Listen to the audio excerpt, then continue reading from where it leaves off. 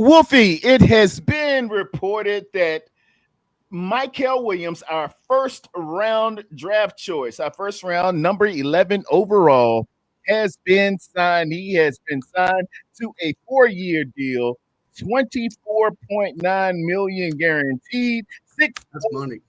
per year.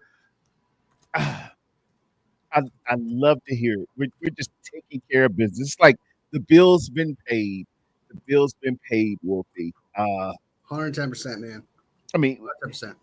he's not breaking the bank or anything. They put that restriction on rookies. I guess it was, after Sam. Remember Sam Bradford? I do. I do. Man, Sam Bradford, Classic bust. who was a human splint. He signed for about I think it was 125 million, something crazy. Something, yeah, he got some crazy money. Yeah. And then they got together, man. Collective bargaining got together, said, look, we this gotta stop. We gotta cap these rookies coming in who haven't played a lick of ball, who haven't played a pause, who haven't played anything. Bad words there. Sam Bradford, the human splint, signed for all that money. And I think the year before him was Jamarcus Russell. And they just realized it just got out of hand. Yeah, it got slow down, yeah. And they had to cap these guys coming in because you had veterans who were stellar perennial all pros, perennial pro bowlers who aren't getting there just do it all. This kid comes in and sucks. So they were feeling some kind of way, man, and they fixed it then. But it's good that the rookies get capped at a certain premium. It goes coincidental to your draft status or your draft. This one's for Ty. If as long as you weren't a reach, you're a first round pick. It's just where they put you and how you get your invitation to the dance, but it goes coincidental to that position and round, and it warrants and dictates a certain amount of the cap, which is a lot better. Yeah, man. I mean, I'm so for it. Like, I mean, for a guy like that, like Mikel Williams, I mean, he kind of, your 11th pick, you only get $24 million. I like the fact that you have this cap where it's like, okay, you're guaranteed this much money. You can't go too far. You can't go above that. No matter what, it's $24 million. And it's up to the team if they want to give that guaranteed money. So I do kind of like that freedom and that ability to still technically negotiate. For Mikel Williams, though, man, I'm confident. Like there's some players where you're like, I don't know if I want to give that person guaranteed money or not. For example, Shamar Stewart, I would not be confident giving him that guaranteed money considering his production. But as for like Mikel Williams, you're paying the guaranteed money, not necessarily for the sacks, because like I expect like maybe like 6.5, 7 sacks kind of type guy. Like he's not my pass rusher. He's my run stopper, and that's a job. And he's proven to be that. He can take on double teams. He can do those things, and he's a proven commodity in that. He's polished in that, and he's super young. He can so much better.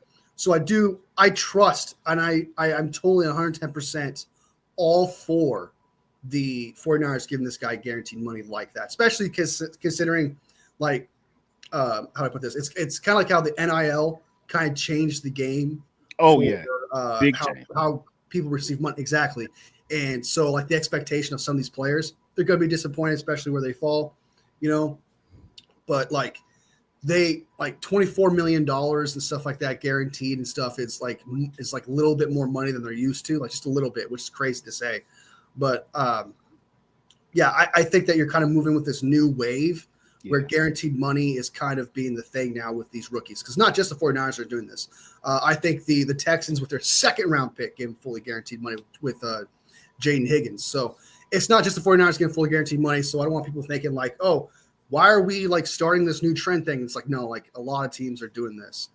And 11th overall pick, Mikel Williams, he's a polished in what you expect him to do. So he's definitely worth getting that guarantee. Is there players that I would be like Shamar Stewart, for example? Yeah, I'd be like, I don't give him that much money. But yeah, I'm happy for him, man. I'm super happy for him. He's there. And another thing for the 49ers too, there's no like Nick Bosa drama where his contract was a bit issued during his rookie season. A couple other players as well, not dragged out until August, things of that nature. Like we can start paying them now, getting it out of the way. I don't know how many team players we have left to sign. I think it's like 1 or 2. I think it's only 2. 9 of 11 draft choices, and the last. Once you get that first round guy, everybody else kind of follows suit because the agents know. Hey, they done took care of 11. We can gauge off. They done took care of number 11 overall, the first round pick. We can gauge off of that, and we know.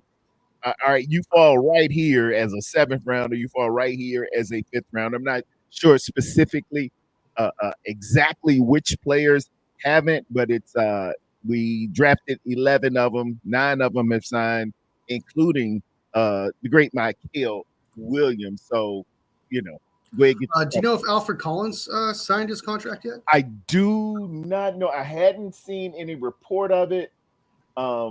I'm gonna have to check the Twitters.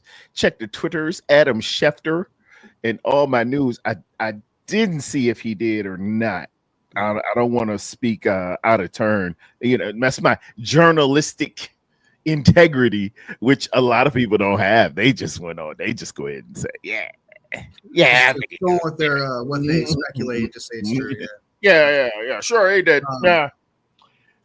But yeah, I mean, it's a good situation for the 49ers. Like it's something we haven't seen in this era of the Kyle Shanahan, John Lynch era that I'm absolutely obsessed with. I love the flow. You only got Fred Warner, Brock Purdy, and these 2 rookies left. Everything else is good. There's no concern. No one's been shot yet.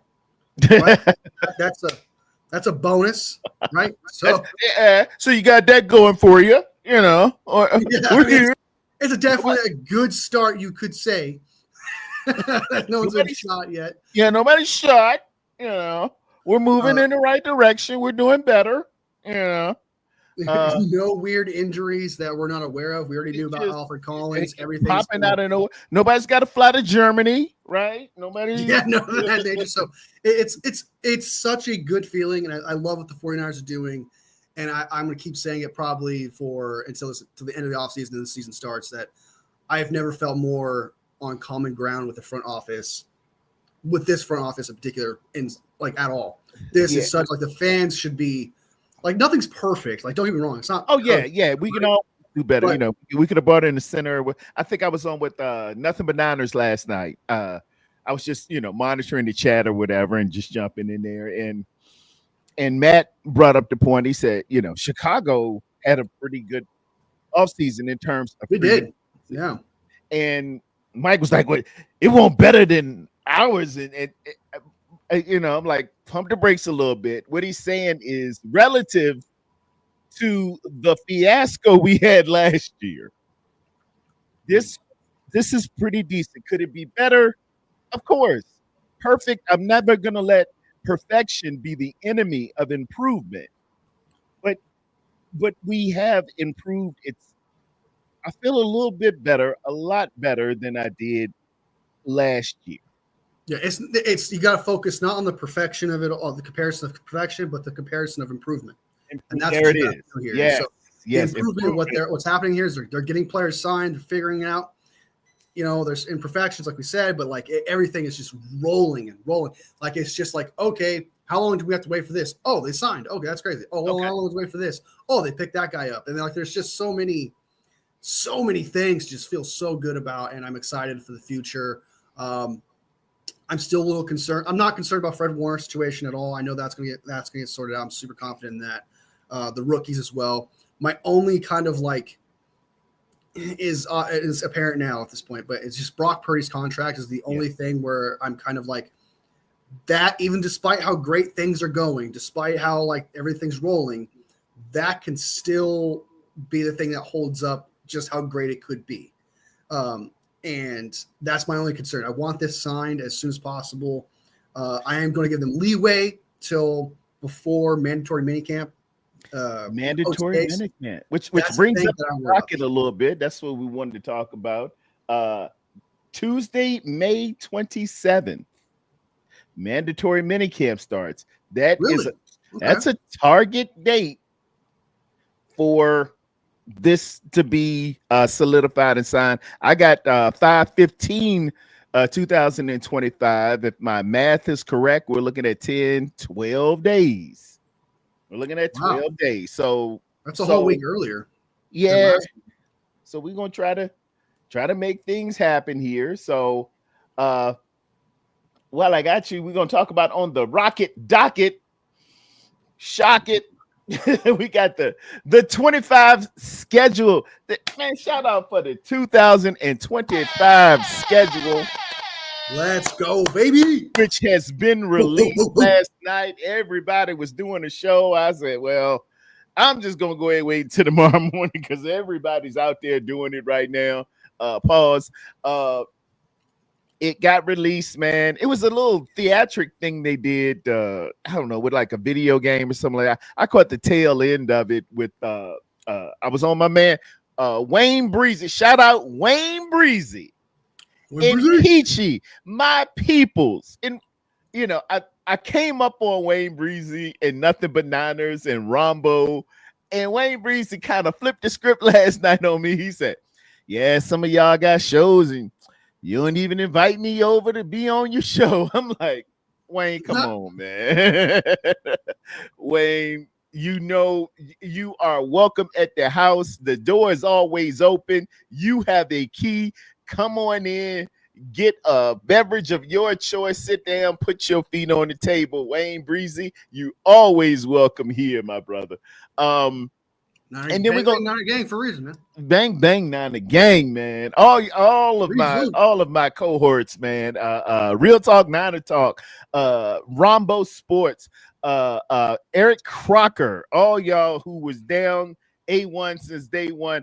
This Mikasa Sukasa, come on over. Mike Crazy Self, Mike Andrews, you my dude. You know you can come on over anytime, man. Go ahead and get something out the refrigerator. You know, it's when you invite folks over and they can go in your refrigerator and just feel like it's that's when they, you know, that's fam right there. That them good people, you know. Yeah. So I want y'all to feel that way coming on over to my show as you have made me feel when I come on over to yours. We're gonna do some predictions. We gotta talk a little bit of NBA. The Wolves be wolving, Wolfie. I had that's what Wolves life, man. I totally get it. I had to put that in there because I knew I was gonna be with you today. I said the Timberwolves and Wolfie on. I was like, oh well, we gotta say with the Wolves be wolfing. Knicks need to handle their business. Tuesday, May 27th will be mandatory mini camp. So let's get it all done. And where do we have to get better this year? What, you know, it's some specific things, Wolfie, I would like to see better this year, but we'll first start with the schedule. All right, Wolfie, do it. We open up September 7th in Seattle. Battling in Seattle with the Sea Clucks, the Sea Chickens. A week later, we go down to New Orleans. Well, we could park there on Seattle. How do you feel about this game? Let's just talk about this game. Seattle, what did they add? What did they lose? They've lost some stuff there, Wolfie. They lost a few things on defense, I believe. They still have Leonard Williams over there. They have their rookie Byron Murphy that they drafted 2 years ago. I think pass rush was kind of like one of their needs. I could be wrong if I remember correctly. I really should be more, versed in like our rivals because we play them twice. So I should. I do know that one of their biggest needs was offensive line. It's something they addressed in the draft. So that's big. That's huge. Running back wise, they still have Kenneth Walker and so I think they drafted somebody. I could be wrong. I haven't looked at their draft yet. They have needs over there. They have holes and definitely over there in Seattle, especially at quarterback with Sam Darnold. Sam Darnold doesn't have the Vikings roster, which is crazy good. Here's my bell. Hold on. I got to bring that up. They were talking about Sam Darnold on a couple of shows. Hey, The throws are a little different when you don't have the Billies and the Joes.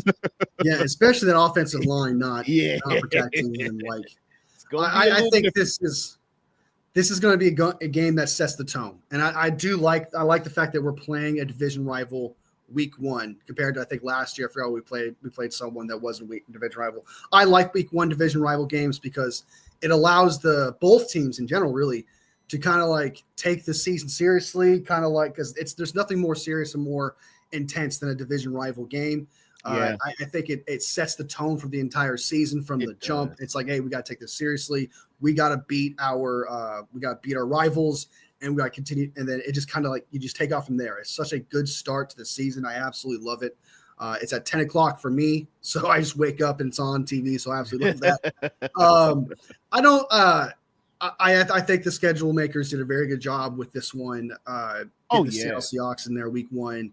I do think this game is going to be who is, and it doesn't necessarily like, I still think the 49ers roster is better than the Seattle Seahawks roster, but we all know what happens at the start of the season. Everyone's kind of like, not really in shape. Hold on, Wolfie. Really hold on a sec, man. Ty Austin, man. Ty, you need to stop, man. You need to stop. He said Tarrerdome named all them darkies. Now, if he was a white man, it'd be something different. And not name one light-skinned brother. Ty, the light-skinned mafia is welcome as well, Ty. You and Dion, who recently had a birthday as well. Shout out to Dion. The light-skinned dudes is welcome too. Ty, go ahead. I would stay out of that one. But I think that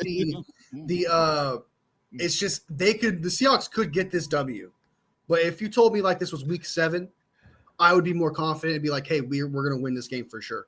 But the one thing that's kind of given me is that every team at the start of the season, first 3-4 games, are still figuring things out, still being cohesive, still trying to build that chemistry and stuff. It's really kind of like who gets that fast start. It's a really important game because if whoever wins is going to feel that intensity, that fire from the start.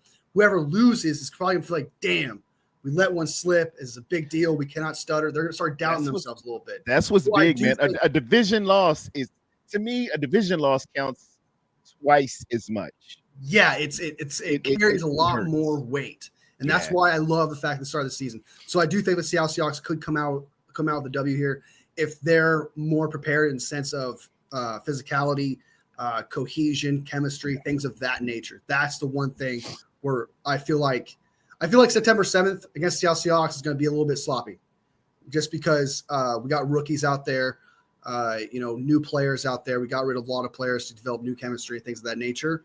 But I trust Robert Saleh, I trust Kyle Shanahan, I trust Brant Boyer to set us up for success and figure it out early. I'm not going to hold it to him to figure it out game 1. It's going to be a little bit sloppy, but I'll say game 2, game 3, things will start rolling. The next game, we go to New Orleans. And the reason I wanted to address this real quick, the first 6 games, 1, 2, 3, 4 of them are away. Ladies and gentlemen, it is severely hot in Santa Clara, California, when we played the opening game from September through middle October. It's Death Valley hot, and the way the stadium is constructed, the sun will beam down on you, and some people will actually melt. And as a solid, as a courtesy, the NFL usually schedules predominantly more of our games away than they do home in the beginning of the season. The backdrop or the backlash for that is the fact that, dang, man, we away from home a lot. But the good thing is, on the back end, you're gonna be home for a few games. You're gonna be home for a lot of other games. So that always comes into play. And I just saw some folks on different podcasts and stuff wondering, dang, why they do it like that? But it's real hot, man. We didn't forethink enough with that stadium. That sun is beaming down on people, and it's a miserable game when it's that hot early in the year, September through middle October in Santa Clara, California, particularly in the day at the height of the heat.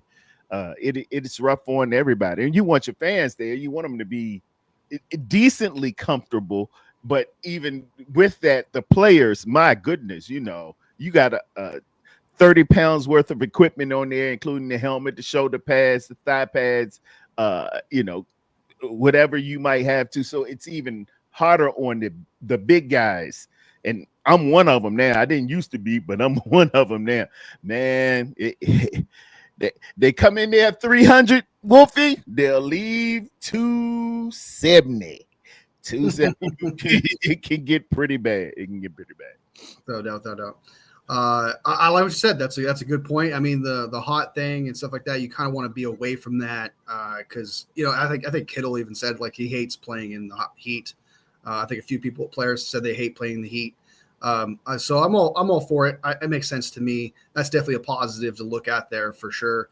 And also home games, you don't have to travel, things of that nature. So especially coming down the clutch at the end of the season, that could be very, very beneficial to the San Francisco 49ers when it comes to rest, because they got that bye week later.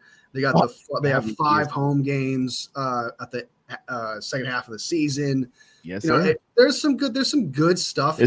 That like Arizona, November 16th. It's gonna be a little bit hot, not too bad. In Cleveland, it's going to be cold there. November 30th, cold. Same thing, cold. I think that's our main cold game this year. That'll be November 30th, going up to Cleveland. It's that's probably Thanksgiving week, last week of November. It's gonna be pretty chilly in Cleveland. I got Collie Young. He's in the building right now. Collie Young, how cold do it get in Cleveland at the end of November? He'll tell you. Anything off those Great Lakes, but it's a lot better. Again, we talk about improvement versus perfection. Last year, they scheduled us to hit Green Bay, go back to Santa Clara, and then come back out to Buffalo. Dude, we had like the worst rest in NFL history. And travel too. That's pretty bad. Yeah, I don't see that this year. Coupled with the fact that as the basement dwellers that we were coming off the end of the year, they scheduled us against other basement dwellers who shall remain nameless, I should say, but it's a favorable schedule. I see good things in here. We got New Orleans on September 14th. I think Tanisha said she going down to New Orleans, and that will be a party. Nobody parties like New Orleans, Louisiana. Hopefully it's not hurricane season. It is hurricane season, but hopefully things are tranquil in the Gulf of America. I think Donald Trump changed it. It's not long in the Gulf of Mexico. Hopefully it'll be all right down there. I think it'll be pretty favorable. I don't think they have too much going on down there. Derek Carr actually retired, right?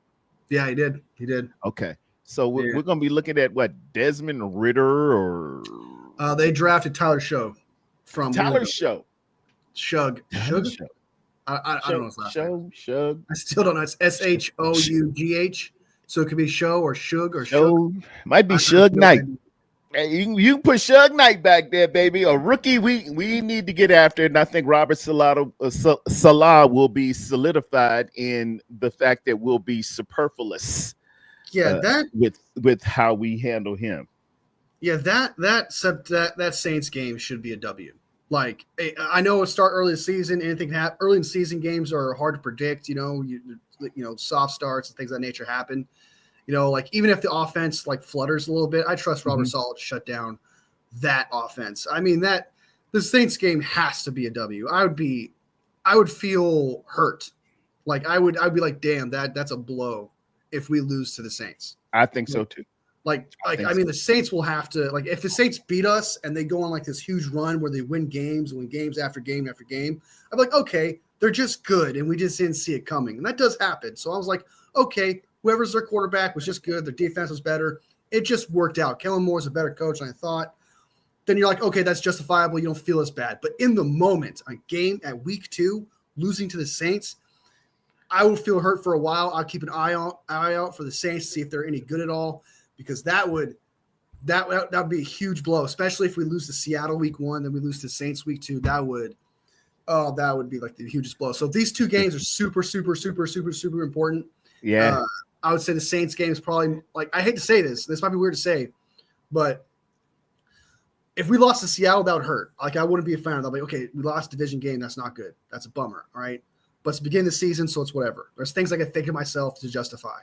But losing to the Saints, I'd be like, I'd have very little words to justify to myself or make myself feel better about it if that were to happen. Yeah. So it's I the Saints. can understand that. I totally get that. Then we boogie back to Santa Clara. It'll be our season opener in Santa Clara against the Arizona Cardinals on September 21. Arizona gives us trouble. They are a division foe, and they got a mobile quarterback. Looking back at the last 5 years, I think I went back 5 years because I was looking at another stat about running the ball versus passing the ball. The Arizona Cardinals are just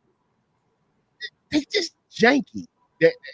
It's a word that we use. Can't really pinpoint them. Yeah, they just, you could be having a good season and everything's fine, but Arizona comes to town and they're like that. If all of y'all can remember the great TV show, The Brady Bunch, there's a when they took Greg Brady out to Hawaii, Bobby found a tiki statue, a little one, and strange things just happened when it showed up. And that was just a janky piece. Alice hurt her hip. Greg fell off the surfboard, all types of stuff. That's what Arizona is, man. And they're just that janky piece to us. But we should, on paper, beat the living crap out of them. But I say crack. We should beat them down. But strange things happen. Wolfie, what do you think? On paper, every single year we should beat them, right? But there's certain factors about the Cardinals that I never doubt them, because for the past like 2 or 3 years, man, doesn't matter who their head coach is, doesn't matter their situation, injuries, doesn't matter. They always give us a little bit of a tough time. Sometimes we blow them out. That does happen, but like for the most part, they are a team that always seems to be in it. Like for some reason, no matter who our defensive coordinator is, we struggle against mobile quarterbacks. Kyle Murray does his thing against us. It just happens. Sometimes you have that juju, and that's what the Cardinals have. The Cardinals always, and I mean always, play really good against great competition. They always play good against intense competition, pressure competition. But I've seen them lose to like trash team after trash team. Get absolutely dominated. They are an enigma of a team. You cannot pinpoint this team. You cannot count them out. I'll never count out the Cardinals ever. A lot of people want to talk shit about them, but like they're always under the radar. Someone you have to respect. You cannot go out there and say, "Oh, they got a new, corny ass head coach." That Rockets Rockets thing. If you know what I'm talking about. Yeah, player. He's corny, but he's good. He's a good defensive coordinator. I think he's a good player. But this team has that juju where you have to respect them. You have to come out there and think to yourself, okay, this team's great. They have that luck, and we have to face that. We have to take this seriously. It can't be, if we're 2-0, we can't go in this game thinking, oh, and we dominate the Seahawks, we dominate the Saints. We can't go in there thinking we're going to dominate the Cardinals. We have to treat the Cardinals as if they're better than us. We have to, because they have that luck. They have that juju. Last year, we were supposed to beat them, but everything just went, like at the end of it all, everything just went against us. And they changed everything. So we have to go into the season as if the football gods are like, you are going to lose this game, and you are Kratos from God of War, and you're saying, I'm coming for you, and like I'm going against there it you. is. Oh, I like the voice. You Oh, you have to put the whip whole out voice on it too. You scared me a little bit. That was dope. That was dope. Zeus, I'm coming for you. And, I'm coming for gotta have you. that. You got to have that defy the gods attitude. Bow to your sensei. Yeah, that's a little Rex Wando there. I like that. I like that reference. So bow to your sensei. I call that my dad voice. Next up, we got the Jaguars on September 28th. And it's gonna be another home game. So it's gonna be warm out there, but hey, Trevor Lawrence is not scaring me one bit. Does he have any? I don't even know who the running back is. But Travis Etienne. Etienne? Okay. Yeah, Etienne. Clemson dude. Okay. He's decent, but we usually do pretty good against the Jaguars. We do. That should be in the win column. October 2nd, the Los Angeles Rams at Levi South, which is technically a away game, but for all of the Golden Domers out there and real San Francisco 49ers fans, that's our house too. That's our Airbnb. That place we painted red for sure. And they were NFC West supremacy last year. They won the division. They went to the playoffs. But I feel better with a good, solid defense. Robert Saleh as our head coach of said defense. And if we are healthy and we just stick to the plan, run that rock at them, and just take our shots as we should, I think I think we're in good standing with them. But how do you view it? Out of all three of the division rivals, this one's the one that's giving me the most. Okay, this might be our first L potentially. Okay. Out of all the first 5 games here, that Rams one is a big deal because the Rams. I mean, I know a lot of people don't like them. They want to talk shit about them. They want to discredit them, but I'm not that type of guy. I try to respect my opponent no matter what the rivalry and stuff. And I respect the LA Rams and what they're doing. That defense is young. They had a meh draft. It wasn't very good, so that may be beneficial to us. They did get a weapon in Terrence Ferguson in the 2nd round to help them out. Hopefully he's not good, but he is a rookie. But as long as they have Sean McVay, Matthew Stafford, and that young stud defense that they have going on there, that is something to fear. That is something to appreciate. That is something to be like, okay, we're not going to discount this team. We have to go into this team thinking okay, last year they were top dogs in the NFC West. We have to treat them like they're top dogs in the NFC West. We have to treat them like they're better than us, and we have to go in there as the underdog. Yes, we need to go in there thinking that we're not we need to win this game. Not that we're not going to win this game, but that we need to win this game. And that we're the underdog. Everyone is doubting us, especially considering the offseason we have. And then the casuals don't understand what's happening. But, this game is the one where I'm more okay, this could be our first L. I just don't doubt. I do not doubt. If Matthew Stafford wasn't their quarterback, I'd be like, okay, I'm not concerned. If Sean McVay wasn't their head coach, I'd be like, okay, I'm not concerned. Wolfie, who's their backup? Jimmy Garoppolo. So I would feel a lot better. Jimmy G was starting that game versus Matt Stafford. I certainly would. So I feel like this is the biggest threat of, you could say, potentially the entire season. Out of all the games that we have, if the Bears are good, we'll know by December 28th if they're good or not. Panthers might be sneaky good for sure. I'm not trying to skip ahead of games, but I'm just trying to talk about confidence against the Rams here. looking at but it all. The Bears, we don't know if they are yet. We'll know by December 28th. Same thing with the Panthers.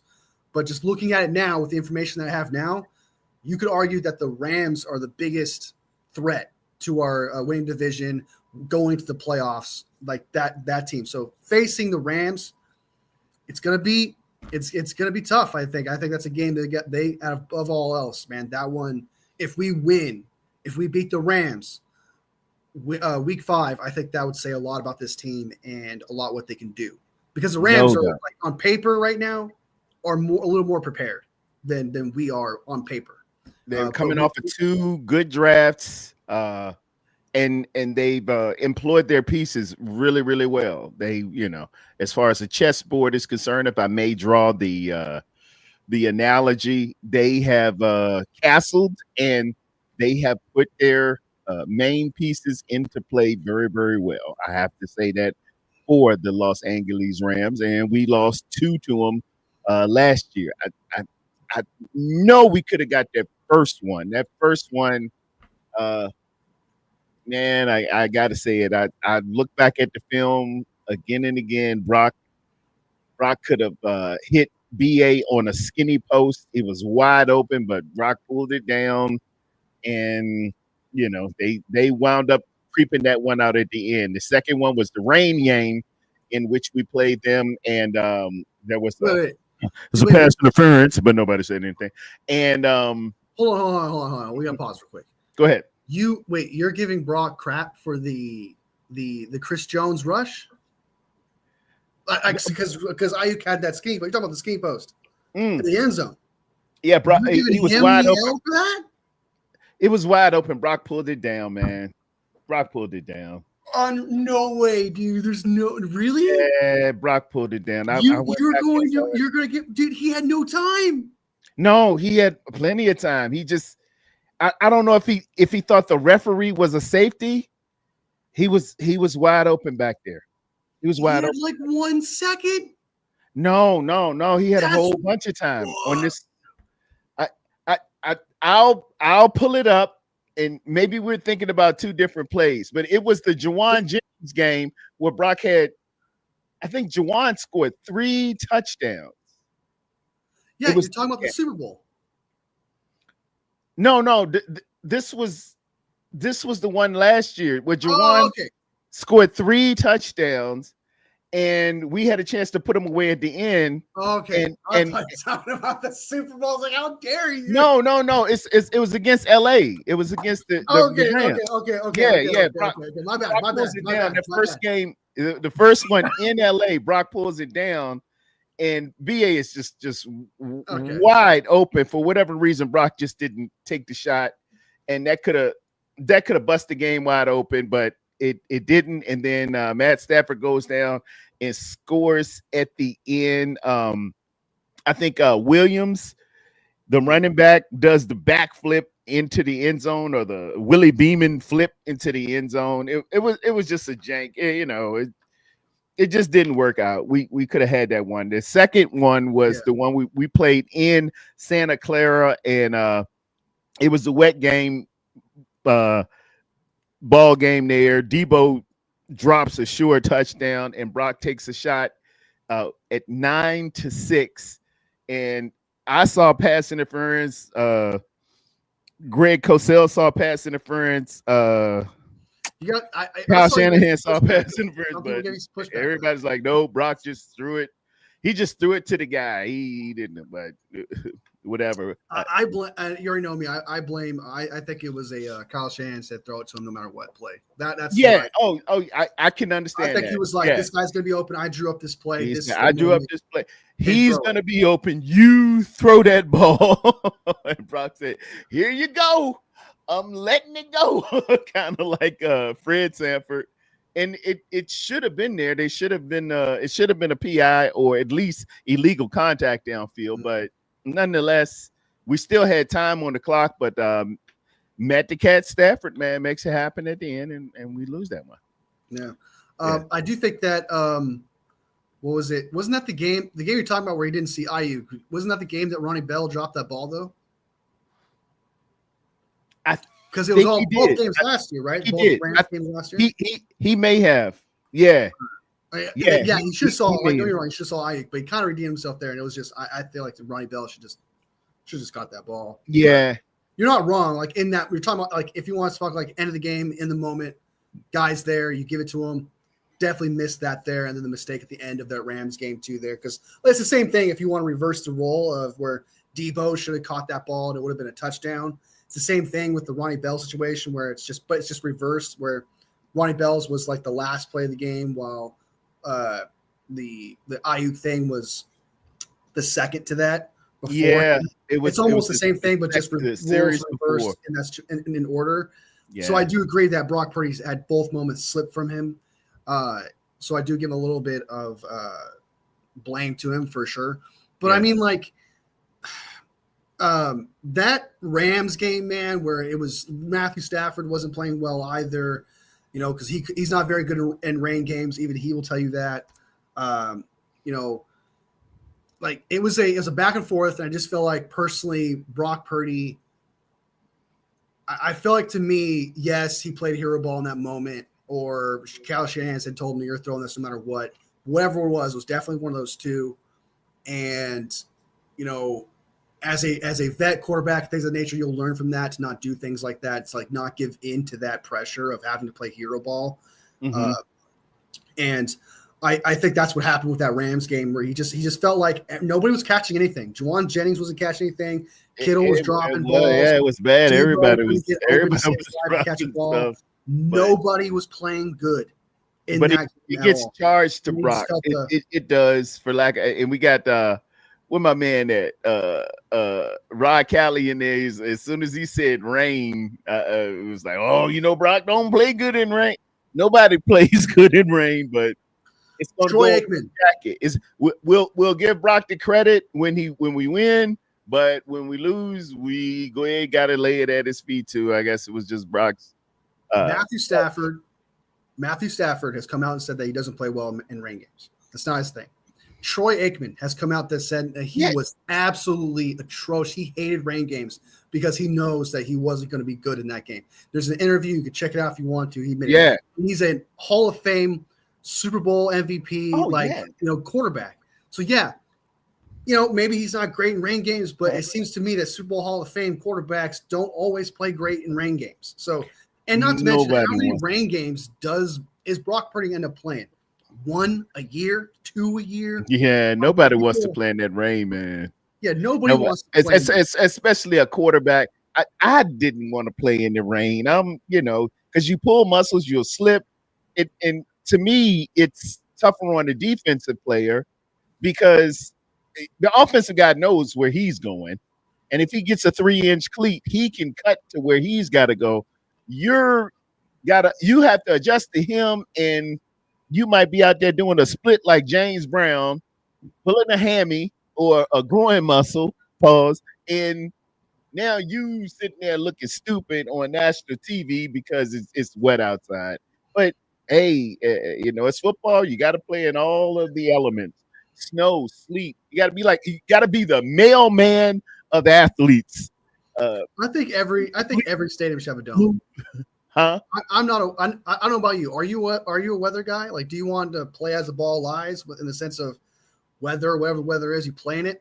I don't like weather games. I really honestly don't. I'm not saying that to like favor Brock Purdy or whatever, but I've never enjoyed rain games. I've never enjoyed like snow games like that, because I'm not getting like the true perception of what the game is supposed to be. I'm not getting the best possible product out there. I'm getting this funky anything can happen product to any team, where like that team that didn't deserve to win will magically win because it's snowing outside.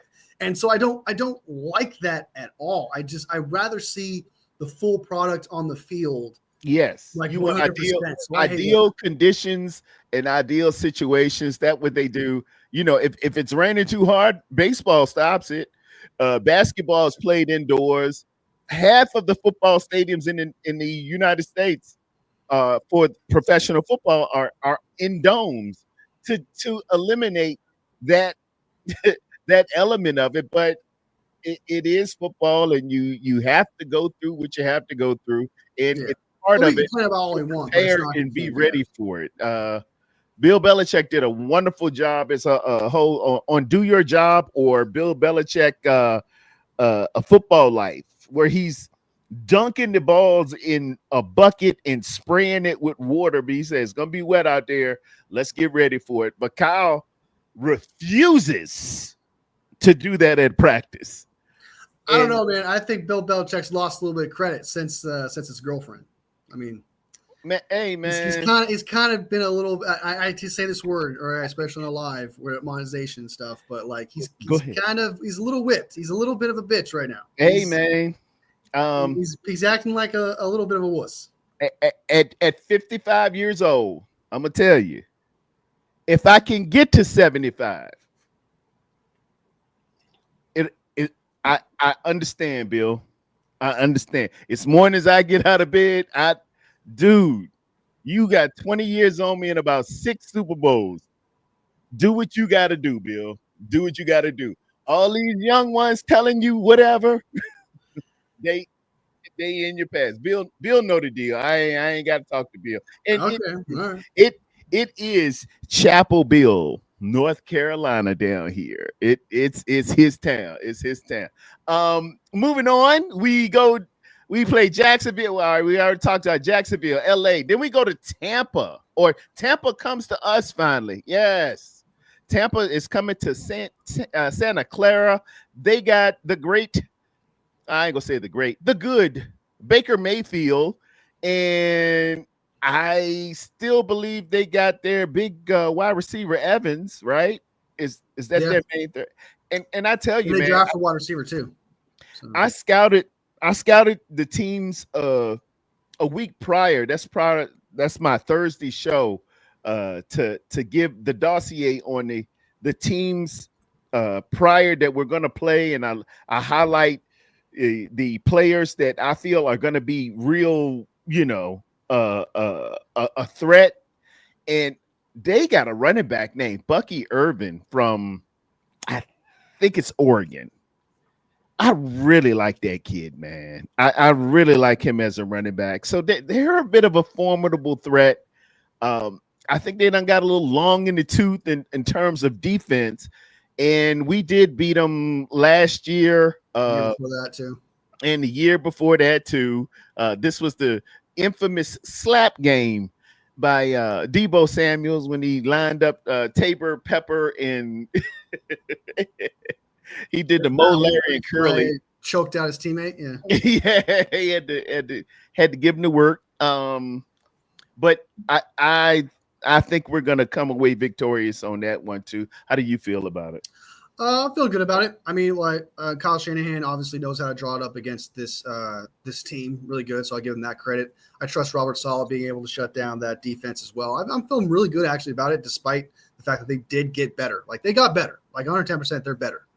And Bucky Irving, a lot of people think I hate Bucky Irving, but it's just like I'm very dramatic in my videos. I bring the energy and stuff, so a lot of people think that I just hate Bucky Irving because I didn't like the fact that he almost stole Mike Evans' 1,000-yard season because he decided to score a touchdown instead of like giving the vets, who's Mike Evans, the opportunity to break the record of Jerry Rice's. Tie the record. And I was like, dude, how dare you? You're a rookie. You don't get to just do that. And then afterwards, when he did do it, he was unapologetic. He didn't care. He was like, well, screw that record. I don't give a shit. It's like, who do you think you are, man? So I absolutely did not like that at all. And I gave him a lot of shit, ripped into it. So everyone thinks I just hate Bucky Irving. No, I respect his game. I do think he's a good running back. And I do think that they have a top running back over there at the Tampa Bay. I just didn't like what he did. But the Bucs, I respect them. I mean, they could come out the W. It's definitely possible, but I'm very confident in Kyle Shanahan and this team that they know how to beat this team. They know how to beat Baker Mayfield. They know how to do it. So I do, despite the offensive line being atrocious and their D line being relatively good. So I'm confident in the Bucs game. I think we can win that one. Okay. Then we'll boogie on, and at home we have the Atlanta Falcons. And I misspoke a second ago. We're going to be away for the Buccaneers game. Then we're going to play the Atlanta Falcons back at home. I think this is favorable for the San Francisco 49ers, but those Falcons are janky too. Giving everybody a little bit of background, those of you who are younger than 40 years old, the Saints and the Atlanta Falcons used to be in the NFC West. They I know geographically it don't even make sense, but they used to be in the NFC West, and they were a couple of our chief rivals. We had to play them twice a year. So strange things go on when we play New Orleans and the Falcons. One of which I think it was about 3, maybe 4 years ago. We played Atlanta in Atlanta after we just absolutely murdered the Carolina Panthers, and they ate our lunch with Marcus Mariota. There's a blast from the past. I think Marcus Mariota ran for about, correct me if I'm wrong, Wolf. I think it was about $1.50. So, we got to Yeah. we got to dig in and play those Falcons. And then they stole a game from us in our Super Bowl year. I'm pretty sure it was either the Super Bowl year or the year we went to the NFC Championship against LA. They stole a game for it was first place. We're gonna have first place in the NFC West throughout. It had to be the year we lost. Jaquaski Ty dropped the touchdown, but they beat us at the end of regulation. It had to be 2021 maybe. It was the Atlanta Falcons game in 2019. That's when they came. We were beating them, and they came back and beat us 22-29. 2021, we stomped them 31-13. Okay. Then in 2022, we lost them 14-28. That's when they smoked us. Okay. Yeah. So they can get a little janky, but I think Kyle's 1-2 against the Falcons. So yeah, I think we can get them. I think we get that W2. I mean, there's nothing like the Falcons. I think they did get better. They got James Pierce Jr. They got Jalen Walker out there. They got I forgot who their D tackle is. They got a good offensive line. It's really going to come down to who is Michael Penix. I feel like is he actually? Because I think he's going to be good. I actually like him. He's throwing it around pretty good. I thought he had a pretty good year last year when he came in for Kirk Cousins, and I think if you could build off that. The sophomore slump is a real thing, so maybe that happens kind of with CJ Stroud. We'll see. But at that time, about what is this, like week 7? Yeah, week 7. We'll know what he is at that point, if he's actually still good, if he could perform. And we'll know then. But as of right now, man, to me, it comes down to the defense. Maybe give me a little bit of worry. Maybe we'll see with what's his name being there. The guy from the Jets. I forgot I can't think of his name that we were going to get potentially. What was his name? Starts with the J. His son is the one that did the prank on Shedeur Sanders. Oh, Johnson? No, his name is Falcons. Hold on. Jeff Ulbrich. There you go. Jeff Ulbrich. So, like, if we'll know if he's good or not. I didn't want him. I didn't believe in him too much. I know a lot of people, that's a hot take. A lot of people disagree with me on that. So if you take value in Jeff Ulbrich and you like him and you respect his defense, then you would probably think that, okay, this might be a defensive battle against Robert Saleh. And I think that'll be a good game, especially since, understudy versus head coach. I think it's going to come down to a probably defensive battle and who Michael Penix is. So it's really up in the air because I think the Falcons will be better than what people think they're going to be. But it's just like, what is Jeff Ulbrich? What is Michael Penix? That's my and they had a pretty good draft. I'm pulling them up right now as far as their draft. They got Jalen Walker. They add James Pierce Jr. out of Tennessee, Xavier Watts out of Notre Dame, Billy Bowman out of Oklahoma, and Jack Nelson, offensive tackle out of Wisconsin. So they're going to be feeling themselves. They're going to be a little bit more improved. Yeah, I think they could bring it, and I won't say I'm as confident. Like, it's probably like my second more worried game next to the Rams would probably be the Falcons just because, but compared to the Rams, I'm a little more sure to be worried. While the Falcons, man, there's just two questions that I need to know before I'm be like, okay, so I'll know by week 5 if okay, we should worry about the Falcons. But as of right now, it's just I'm in the middle about it. It could be a loss. It could be a W. I got you. We'll see. And what I did too was look at shout out to Haberman. He did what I was thinking too. This starts to be the time when you start looking at who your opponent played the week prior or the week before, and I got Atlanta. They're going to be coming off a Monday night game against Buffalo, right? So I'll say a lot about them. Yeah. We'll see, and you know, we'll get it done that way. Now the next game, this one has some room for concernment here. We're gonna go and boogie on down to Houston, Texas, where we will play the Texans and the great D'Amico Ryan. Yeah, they should be they should be right on line there. How do you feel about South? Yeah, they're going to be coming off a Monday night at Seattle, and they're saying a bye beside it too. Maybe they'll have a bye the week prior or something like that. If they're coming off a bye, then hey, could get interesting. We don't play any teams coming off a bye this year, so that's favorable to us. Okay. So yeah, we don't play anybody coming off a bye this year, so that's huge. That's huge. Because last year we led the league. It was terrible. That's real good. Yeah, and we had to travel more. I think we're 5th ranked in terms of travel distance, which is a lot better than it was, and we don't have to do the grandstands where we go to where did they go? Wheeling, West Virginia, to stay and play New York, and then you go to West Virginia and stay in. You got the East Coast swing as Boys to Men going off, doing a little something. Steve-O, we're not going to tolerate D'Amico Ryan slander. Okay, we respect D'Amico Ryan's here. We love great D'Amico Ryan. D'Amico Ryan's a great man. For him to go down there, I didn't even want him to go to Houston. I really didn't. I wanted a great landing spot.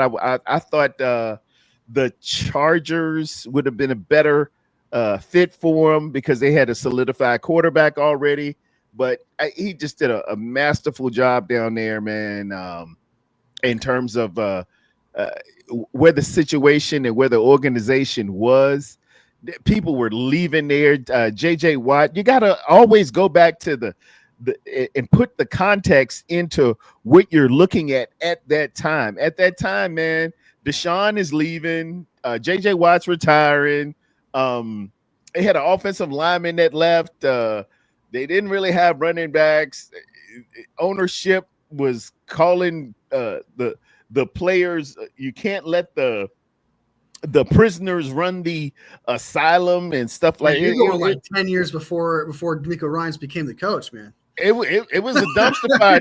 It was a culture of dumpster. It was a dumpster culture.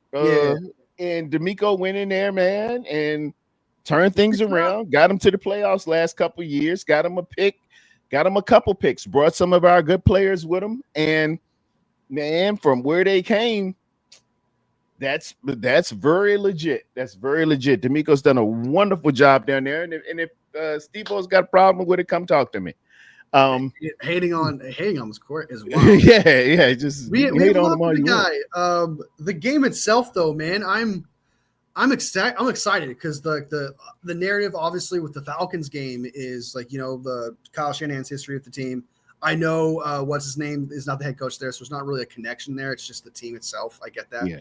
But the Texans won. The reason why I'm ecstatic about that is because two of our old defensive coordinators are going to go at it. That's what I'm excited. Saleh versus D'Amico. That's pretty good. That's ecstatic about that. I'm looking forward to that kind of type of competition. To see both those energies on each sideline was going to be fantastic to see. Yeah, it's going to be high energy. It's going to be high energy. It's going to be one of those games, man. You're going to feel amped. Like you at home are going to see that. And you're going to be like, yeah! You're gonna be like, you are going to feel pumped for the entire day or the entire night or whatever. Trust me. Yes. It's going to be a lot more energy than it would with Sorensen on the sideline. It's going to be at 10 o'clock in the morning for me. So it's going to be coffee, but it's going to be like your coffee, but just like energy drink without all the sugar and all that shit. It's going to feel really crazy, but you're going to need a jolt. You're gonna need a goat. I'm excited about that, and I'm looking forward to it. And also, Ty brought up the Kyle versus D'Amico thing is also fun as well. But if you're talking about do I fear the team itself outside of the matchup excitement and stuff, not really. Just because I'm not as confident in the Texans as other people are. I do believe CJ Stroud is going to take the step further here. I don't think the product that he had last year is who he is, but that offensive line for the Texans is not good. They do not have a good offensive line still. It's all still patchwork going all over there with the Texans. They still have some. I know they drafted Higgins, but he's still a rookie. They have to work that out as well. Mixon is getting older. He's no CMC, where I don't think like Mixon can like. I feel like CMC would last longer than Mixon would, even with the bilateral situation happening over there. Their tight end situation, I don't even know the name of their tight end.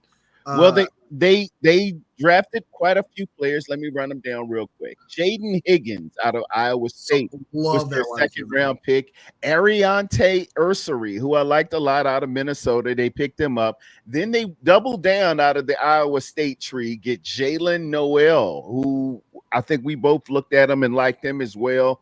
Jalen Reed, the safety out of Penn State. They add Graham Mertz, a quarterback from Florida, but he probably won't even see the field. Keontae Hamilton, defensive tackle, and Luke Lachey, tight end out of Iowa. You know, they do a good job. Woody Marks, too. Woody Marks out of running back out of USC. I wasn't too impressed with him. They picked him up in the 4th round. I wasn't too impressed with him this year, but they do a good job of bringing in folks. I like what they did with bringing in Noel and Higgins. I thought it was a really good addition. I like the wide receiver stuff, but again, I don't know who their tight end is. Their offensive line, they brought in Ursary, but as for the most part, they still have guard issues, center issues. That entire offensive line is weak, which is going to affect the quarterback. It's going to affect that running back situation. And their defense, I think their defense is probably the one thing that worries the most. You got Alshire back there, former 49ers. That's been crazy. Will Johnson. He'll hit. They have a good pass rush over there with Daniil Hunter, Shire, and Will Johnson. So that D line, that front seven should be really good, supported by those three guys. They have a good corner in Derek Stingley. Their safety situation with Petrie is going to be crazy. Like they have a solid defense, like structure there. It's kind of like the 49ers with Nick Bosa and Fred Warner, and then they got a good corner. They have a good safety. There's a good, fair competition there between the two defenses. Where who on offense, who's going to overcome who? Where we have a poor offensive line too as well. They have a poor offensive line. We have rookie wide receivers. One with the sophomore situation happening there. They have rookie wide receivers happening there as well. They have a top running back in Joe Mixon. We have a top running back in CMC. The only thing that really kind of separates each other here, in my eyes, is the tight end position with George Kittle. Mm-hmm. But Brock Purdy, though, as of right now, if you were to say the first year of CJ Stroud, the second year of CJ Stroud, I would give Brock Purdy the W over him right now. Okay. But if CJ Stroud gets back to that year one, play again. Wagner? I'm giving CJ Stroud the over on Brock Purdy for sure. But we'll know. It's kind of like what I said with the Falcons. We'll know what the Texans are by then, if they're truly a threat or not. It's going to be I feel like it's going to be a good game, but if you're asking me like who's the over and who's the under, I'm confident in saying that the 49ers are the over by like a little bit, while the Texans are it's close. But there's another thing that bodes well. I just thought about too. Usually Kyle does pretty good against his former hires. He does. Usually he does. He lost Robert Saleh. Yeah. Yeah. This might be the first time that D'Amico faces us. Let's check. I think so. I think we did a preseason, maybe a preseason. I don't think we did a regular. Let me look it up real quick. Come on, history. All-time record. They played in 2022, and I don't know if DeMeco Ryans was the head coach by then in 2022, but that's when their team he was still trying to figure out their team, so I won't give him too much credit there, but the 49ers won 23-7. Okay. And I think that was the first year DeMeco Ryans was the head coach. Okay. When did I know we played a preseason. I don't remember a regular season against them, but yeah, we got that W against them. I remember that game actually. Now that I think about it, I think Trey Lance played in that game. I think I could be wrong. Wow. No, never mind. That was not against DeMeco Ryans. DeMeco Ryans became the head coach in 2023. Okay. So we have not faced DeMeco Ryans yet. Okay. So this should be. It's going to be interesting, and I think it bodes to the favor of Kyle. I do. Yeah. You're not wrong. I mean, you're definitely not wrong. He usually does. Hank Carradine is such a throwback, dude. they are. I said something, man. I quoted Rick Pitino one time on a show, and I said, Rick Pitino was talking. He was addressing the Boston Celtics when he was coaching them, and he said, "Look, you can't live on the legacy of those players that came before you." And he's talking in like 2005 or something like that. And he said, "Look, Larry Bird is not walking through that door." And I was giving the same speech about the San Francisco 49ers. We're resting on the laurels of, hey, well, we won 5 Super Bowls. Hey, Jerry Rice is not walking through that door. And this thing exploded, Wolfie. They have been, they will grab any name out of anywhere and say, hey, Tim Rattay is not walking through that door. They look, see, Terry Jackson is not walking through the door. So when you see walking through the door, they're giving me the business. Next up, November 2nd, we're going to be playing the New York Football Giants in Santa Clara. No. That's going to be a bye week, dude. That's a bye week. Let's be honest. That's a bye week. November 2nd? That's a bye week. Okay, I got you. That's like, so I don't mean to cut you off and say don't give me your opinion on it, but I'm just my real quick opinion on it is it's so you counting this one in the bag. I got you. Yeah, for sure. So now, mind you, I will throw this out. Wayne Breezy and Peachy brought this up. New York may be quarterbacked by one Russell Wilson, and traditionally, for whatever reason, we have always had a hard time against the squirrel Russell Wilson from Collegiate High School, Richmond, Virginia. He just will do some squirrely stuff. I don't think he does not have DK Metcalf. He does not have Tyler Lockett. He's got one play and one play only. The single receiver to the short side, trips to the wide side, and he's going to throw it long. That's his signature play, other than him scrambling out and Nick Bosa crashing down, him getting around the corner and scooting for 10 yards and sticking the ball out. Other than that, man, I'm with you. If you want to talk juju and stuff like that, and like the history of things, for sure. But when I just pulled up the history, I remember that game being a lot different. Like I remember it being like he won obviously again when we played the Broncos, but I just checked the score. We lost 11-10. So it's like it's a different team, different defense. No, like man. you could count Russell Wilson to get that 11 points for sure, right? But I think the 49ers against the Giants can get more than 10. I like especially. I'm willing to bet. Yeah. Yeah. So I see what you're saying, like juju wise, like just bad luck in general, where him just playing, the defense suddenly plays bad, and the offense plays horrible for us for some reason when he's out there. Juju wise, I get it, but yeah, different team, different defense, different situation where it's like if we lose to the Giants as Russell Wilson's a quarterback, then yeah, I feel like that would be a bad juju thing. I just feel like it's nothing more to it. The NFL gods have given Russell Wilson the anti-49ers, formula or whatever. Yeah, So it's just the elixir. He's sitting around like a mad scientist. I have the elixir. They had a pretty good draft though.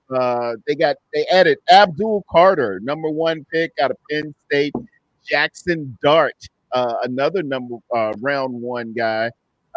Darius Alexander, defensive tackle. Cam Scatterbo, that's which my boy. a lot of people love Scatterbo. My boy. Marcus Imbo, not Marcus, not the other one. What's the one we wanted? Membo. I don't know about Embo. It's like Embo. MBOW. Yeah, it's like That's Embo. it. That's it. From Purdue, and Thomas Fidone, as well as Corey Black, cornerback out of Oklahoma State, which I took a look at him, but I never mocked him. But it is the Giants, man. This should come on home, right? I feel good. Yeah, this is 110% a W. And if the 49ers lose this game, I'd be speechless, and like I said, I just contributed to the juju of Russell Wilson, especially if he's starting and he's playing. But I do like what they did in the draft. Like, don't get me wrong, you're 10% right. I mean, that pass rush now should be really good. You got Dual Carter, you got Brian Burns, and you got Kayvon Thibodeau. Your depth is like A+. Then you got Darius Alexander, and I forgot they have a good D tackle too. I can't remember his name. They have a good line there. They do, but do they know how to use it? Like, you could have all the weapons, but do they know how to use those weapons? You got the players, but can you draw it up? I don't know, because they don't have the corners, they don't have the safeties, and I don't think they have the linebackers. They just have a solid-looking D-line, if you ask me. Yeah. Outside of that, Malik Neighbors, I guess. Jackson Dart, he might be good. We'll see if he starts playing. They have a good running back in Tracy, but he's no Saquon Barkley where I fear him at all. They don't have a good tight end situation. They have so many holes where they do have good stuff, but I don't like. There's just nothing. I just don't trust the Giants to know how to use that defense. I like Brian Daboll, and I think they do. I think Brian Daboll does a really good job with what's given to him on offense. Yeah. But defensively, man, they never know how to use their pieces. They just don't. True. And I think I'm going to put that in the win column. The next 2 weeks are a pretty good stretch. We got the LA Rams again and the Arizona Cardinals again. One at home, one away. Now, I feel a little bit better with this one at home against the Rams. I think if we drop that one on October 2nd, I think this November 9th should just be in the bag. But I'll give it to you. What do you think? I think it's going to be 50-50 too, most likely in the situation, just because they're both like neck competitive. It really depends upon what are the 49ers at this point. Are they a lot better than they were last year? Are they healthy? Things of that nature, right?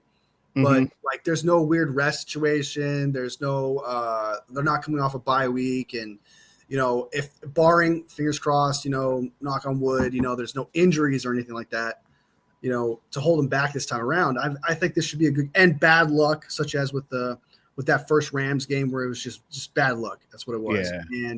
And rain. Yeah, I understand that Brock Purdy's not good in the rain, but neither is Matthew Stafford. I feel like it's a little bit of even keel situation there. I have no problem saying Matthew Stafford's better than Brock Purdy, so he does have the edge there, regardless of the situation with that.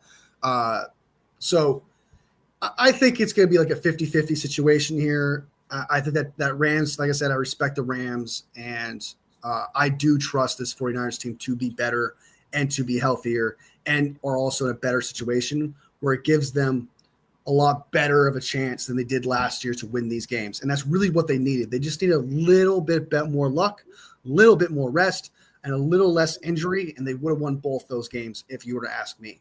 And so I think that this year, though, it's that way for them now. So it's possible the 49ers win both, but I do not think the 49ers lose both times this year. I just feel like it's just because it was just that much more we needed to beat them last year. And they would have come off of, and let me jump back to the New York Football Giants. The week prior to them playing us, they would have been playing the Philadelphia Eagles. But Los Angeles would have been coming off of a game against New Orleans. So, you know, it could probably get physical or something, but like I said, if we get the first one, they usually get the second one. If we lose the first one, I feel better about the second one. Just how it is. Just how it is. That's my little take. Yeah. So Cardinals. Next we boogie on to the Cardinals.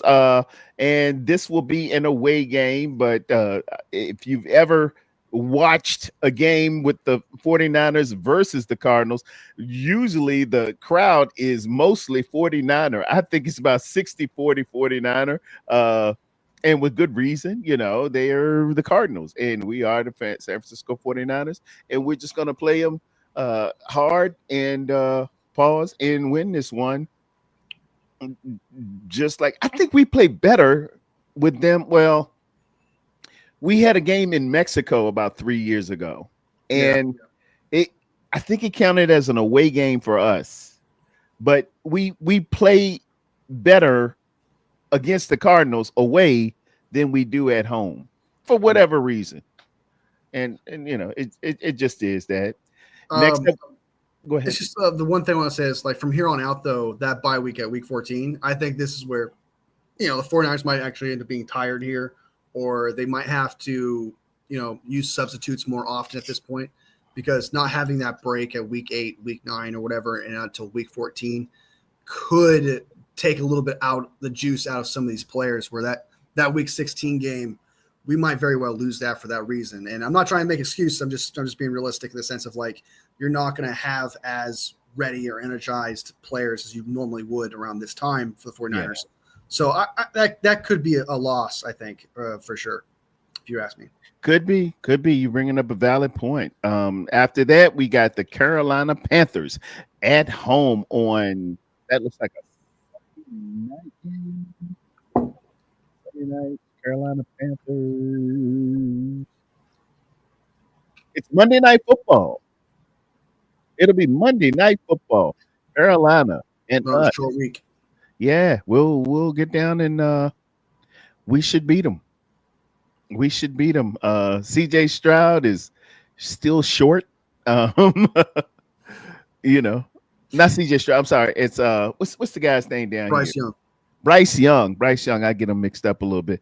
I think I feel good with that. And in years that we play the Carolina Panthers, we usually go to at least the NFC Championship, if not the Super Bowl. Really? Yeah. The last few years, good juju there. 5-6 years. Yeah, let's beat those Carolina Panthers and we'll go. Yeah, that's I wouldn't say I wouldn't say they're as bad as they were in the past. I think they got better, and I think they will be better this year. And again, these next 3 stretches of games after that Rams game, I'm a little concerned just because of the rest situation. Yeah. And that's the only reason why I'm a little worried about the Panthers game at this point.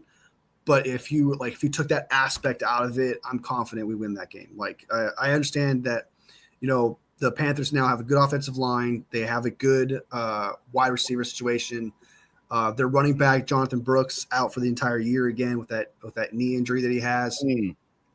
Their defense is still a work in progress. So if the 49ers can have a good defense and just have a solid offense here, not asking for it, because they'll probably be tired at this point.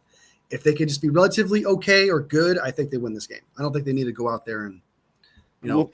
Wolfie, this is when the depth really takes precedence. Yeah. Either you have preserved everybody by rotating fully the offensive and these defensive lines, or if something, God forbid, were to happen, you have a decent backup to come in for the sprained ankle or the tissue, the soft tissue injury or something like that. Nothing catastrophic, of course, but depth really plays into it when you get into these dog days of the season. After Carolina, we boogie on up to Cleveland, November 30th. That's going to be Thanksgiving. I'm not sure what date Thanksgiving is on, but that will be right around Thanksgiving time in Cleveland. Gonna be a cold weather one. It's always a little chilly up there in Cleveland after I guess after Halloween, you can pretty much know, yeah, lake effect snow or something's coming over on Cleveland. Did you hear that they're currently building a dome stadium right now? So for the Browns, they plan on having it finished by 2031, somewhere around there. Wow. They're gonna have a dome stadium, which I'm all for. Like, why not? I like I said, I like dome stadiums. I like no weather. I like seeing the product on the field. So yeah, I'm all for it. And I know because I saw some people in the chat, they don't like that. They want to see the weather aspect. That nostalgia of the at this point, if the and Miss Mimi isn't in the chat, I haven't seen her at least yet. If Minnesota can go to a dome, dude, Wolfie, in my younger days, man, in the 70s, Minnesota played in a place called Bloomington, Minnesota. Minnesota went to the Super Bowl 4 times. They were the original Buffalo Bills because they would get you up there in Bloomington, Minnesota in the months of December and January outside and just pummel you. And it was the ultimate home field advantage. They were acclimated to it, and they would get, teams from the Cowboys or whomever, you from the South, you come up there in Bloomington, man, they were going to the Super Bowl every year. So if they can move on and go to a dome, all we know is Minnesota's dome now. Before it was that wonderful facility, which is ranked one of the best facilities in the NFL right now. Before it was the Hubert H. Humphrey Dome, and they even played the Super Bowl there, man. If they can do it, anybody can do it. So, yeah, 100%, yeah. But then we get our bye week, Wolfie. We get a bye week. Rest up, heal yourselves, feel good about yourselves, and it's right around the holidays too. Real quick, what do you think of the Browns game though? So I don't think we talked about a W or not. How do we feel about it? They don't know who the quarterback is going to be yet. I'm looking at their roster. They have 5 quarterbacks: Deshaun Watson, they have Joe Flacco, they have Joey Gabriel, they have Shedeur Sanders, they have Kenny Pickett. And I think the Browns, believe it or not, this year are in such a weird year where they're actually going to have a lot of eyes on them, especially with that quarterback position situation happening there. Yeah, a lot of eyes are going to be on the Browns there. That's going to be must-see TV. The Mason Graham, who they drafted, is looking a little iffy at rookie minicamp from what I heard. So there's going to be, I think the Browns, even though I don't think they're going to be good, they kind of built themselves like this circus, this zoo, where you kind of want to see this train wreck. You want to see if it's good or bad. Like, and it's possible that they could be good. I mean, they have Miles Garrett. This zoo. They have a circus over there. They don't know what they're doing. And I like Stefanski. I do think he's a good head coach, but like if you look at what's happening around that team, dude, it's must-see TV, but not in the way that you would want it to be. It's like this. Like, I want to see what Mason Graham and Miles Garrett looks like, but I don't expect them to succeed. I want to see who's the quarterback throughout the year because they're gonna switch throughout it a lot. That's what's gonna happen. Oh yeah. So I'm excited I'm excited to watch the Browns, but for all the wrong reasons. So I think this is a W if you were to ask me. I just think it's. I think so too. I think so. They got Malik Collins starting at defensive tackle. Them and with Myles Garrett, Mason Graham. They got Mason Graham there, and they drafted Schwessinger. They got him as the starter, as the will linebacker. They'll be tough defensively because they always are. Yeah, they still have Jim Schwartz over there, which always gives Kyle problems. But if you were to ask me the defense when Kyle played them in 2023 to now, I would say that 2023 defense was a lot more prepared, was a lot more ready to put up good numbers. And this year though, I think it's a little bit different. The D line might be a little bit issue, that front seven. Yeah. But I I don't think it's nearly as good. And they could like, I could be wrong. Like, we'll know by then, obviously by November 30th, what they are. But I don't trust. It's just there's too much funky things happening over there right now that I absolutely don't trust it. Like, because with the Browns in 2023, man, the only thing that was kind of weird was just the quarterback thing. They're good at wide receiver. They're good at tight end. They had a good offensive line. They had a good running back situation. They had a good all of it was good for them. But that quarterback situation was the only thing that's funky. Right now, everything's happening over there is just, a circus, and it's crazy. And I don't think they can contain that into a functional team. And I think the Browns once again go. I think they go like 3 and whatever it is, 3-14. That's what I think. So yeah, I think it's a W. Yeah, they got it's over the hump. Cedric Tillman and Jamari Thrash as their wide receivers with Jerry Jeudy. I tell you what's going to happen, and it happened last time we played. Wolfie, given weather, given the funky quarterback situation, given their defense, you know what it's going to come down to? The kicking game. This is going to come down to a kick. This is going to come down to is Moody still with us, or a great run back by Junior Bergen? Something. This is going to come down to special teams. And given who we have as a special, I'm excited about this special teams coach. Given what we have, Moody, yeah. I feel a little bit better with our special teams. I'm counting this one. I think we can get them. It's kind of like when you to play off what you're saying here. It's kind of like with Brant Boyer. Same thing I always say about Robert Saleh. In Robert Saleh, we trust. Yes, with Brant Boyer, if I trust him with his resume, with his pedigree, if he says that he can fix Jake Moody, I'm not saying like, yeah, he's fixed. He's gonna be like, I'm like, yeah, it's obviously he's gonna be great this year. Like, I'm not gonna say stuff like that, but like, I'm open-minded right now. I'm like, okay, you trust him. I trust you. You're taking me for this ride. You think you can fix Jake Moody, and you're gonna do it. All right, I'm all for it. In Brant Boyer, I trust. There man. you go. So I'm gonna take this for a ride, and if he thinks Jake Moody can be fixed, and we'll know by November 30th if he is. Oh yeah, for sure. Know. And we're gonna know. We're gonna know by preseason, the end preseason game, and which I'll bring up right now. We're gonna play the Broncos is to be announced. The Raiders and the Chargers for our preseason. Go Chargers, go. We gonna know about the Chargers. Yeah. The thing with the Browns is, man, that you're talking about a kicker competition. Even if Jake Moody is as bad as he was in 2024, we still have the advantage because the Browns kicker is Dustin Hopkins, who was the 38th, 39th ranked kicker last year. He was significantly worse than Jake Moody was. I think he had a 65% field goal percentage, and he missed like multiple. Yeah, he was.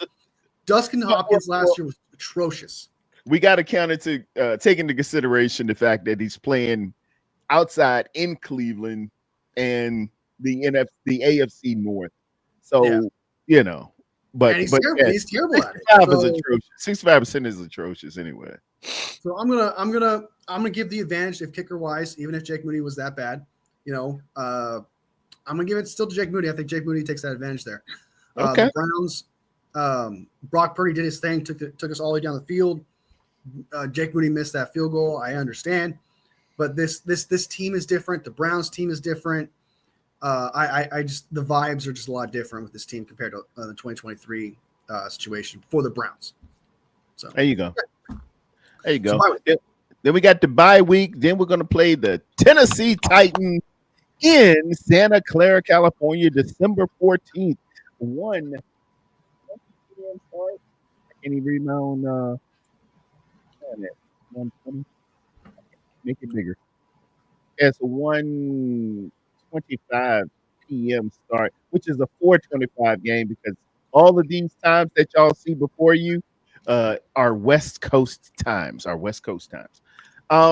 like our chances against Tennessee. Yeah, they're gonna have to figure it out. I'm not even sure who the coach is out there.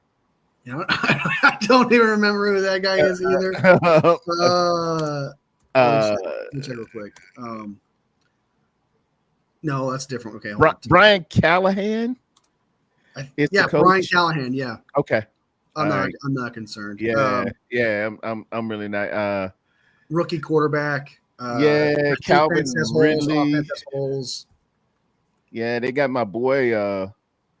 They drafted my dude, but is he gonna be playing? Maybe Cam. Yeah, he's slated as being the number one. He's gonna be throwing to not Dan Moore. I'm sorry, Tyler Lockett, Van Jefferson, and Calvin Ridley. So he's got a couple of little weapons. They picked up two. Is there another wide receiver? They drafted. Still has. They drafted our boy Alec Ayamanor. The one that we from Stanford that the 49ers are just absolutely crazy about. No, there's another wide receiver where they drafted in the first round when they traded AJ Brown. What's his name? First rounder. Traylon Burks. There you go. Traylon Burks. I don't see him on the depth chart. Burks. Traylon Burks. Oh yeah, there he is. Traylon Burks. Okay, that was in 22. Out. In 22 they got. Yeah. But he's listed behind Van Jefferson as he from should. The University of Pitt. It's not looking good. Yeah. they have a decent wide receiver room. If you ask me, I think they have a decent room. Calvin Ridley's good. I like Calvin Ridley. I like Tyler Lockett. I think he's a good possession wide receiver. Calvin Ridley, I do think has high potential. Wrestler pro, Cam Ward has chemistry with that guy. Van Jefferson's a solid depth wide receiver. Alec Ayamanor, the 49ers absolutely loved him, so they're probably they loved this. I thought they were going to get him. Sure as I don't know what. I know 75. I thought that was the guy, dude. J.C. Latham at right tackle. I loved him coming out of the University of Alabama. I wanted to get him 2 years ago. They got some pieces. Tony Pollard's playing running back for him from the Dallas Cowboys, former guy. He broke his leg against us. So they got a little something here. They got a little something, but I'm counting this as a win. Well, for sure. Like this team, the Titans team are going to have a top 10 pick in next year's draft, which is okay for I wouldn't fire Brian Callahan if it did happen because you got your rookie quarterback. You still have a lot of holes and stuff like that. So I wouldn't hold it against it, but I definitely would shoe them in as a top 10 pick next year. They just have too many holes. There's too many things they need to figure out. Not everyone can be Jaden Daniels, coming out of college and just dominate right off the bat. It up, come from behind wins, go to the NFC Championship. Yeah. I'm not going to even hold this against Cam Ward either. I'm not going to be like, okay, well, he was shit the first year, so he's going to be like, I'm not going to do that. It's just not. It's not fair. It wouldn't be fair to him, especially the situation he's going to. I would probably wait 2 or 3 years. It's kind of like Camp. It's kind of CJ Stroud. I know I hate to keep using him as a reference, but it's just he had that one great year, then the bad year the next year. Like I said, consistency is what you are, and as a quarterback. And if Cam Ward has one bad year, sophomore slump comes get everybody.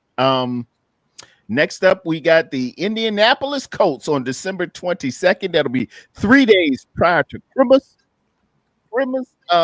I'm feeling good with this one. We're going to Indianapolis. That'll be a nice little trip. Perhaps that's another bye week, if you ask me.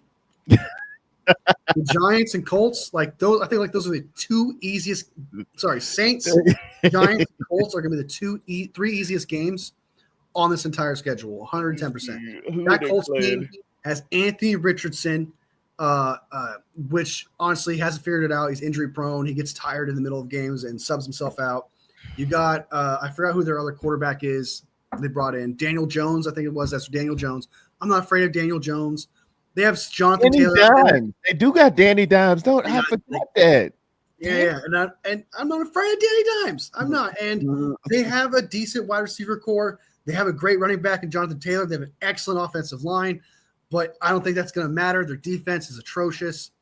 The Colts, to me, are going to have a top 10 pick in the another one of the teams, a top 10 pick in this draft.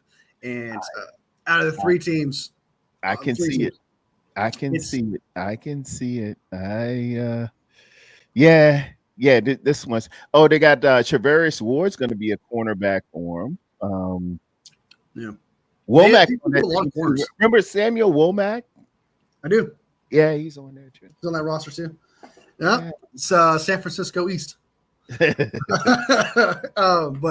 Yeah, I know they got a bunch of corners over there. I know they picked up a few, but I don't fear that. I don't fear that defense is really what fear in the quarterback situation. So Yeah, unless they run the ball down our throats and never pass the ball, yeah. maybe. I don't think Jonathan Taylor is the back he used to be. He's not 20. He flashed his last year. Just wasn't. 20 It wasn't very he's not consistent. 2021 Jonathan Taylor anymore, though. No. Yeah, we get that. Took off to him. Good guard here, Quentin Nelson. He's really great. So good. Hall of Fame guard, dude. Yeah, he's the. I think that's what was making McGlinchey look good at Notre Dame. Yeah. 110%. We got the Chicago Bears on the 28th of December. The Bears concerns me a little bit, Wolfie. Concerns me a little bit. They had perhaps the best free agent and draft offseason of all the teams to me this year. And I'll tell you why. They really went at it. And the coach move. They got the hottest offensive coordinator in the league with Ben Johnson. Ben Johnson, yeah. You got you got the quarterback you had 1 year removed, but he just got beat all to crap with that offensive line, and they made it a poignant point. Let's go after offensive linemen. Let's bring them on up in here. Let's get this guy protected, which is what you're supposed to do when you feel like you got your franchise quarterback. Is anyone listening, San Francisco? And I think they're a good, solid team on the come up. Now, are they ready yet?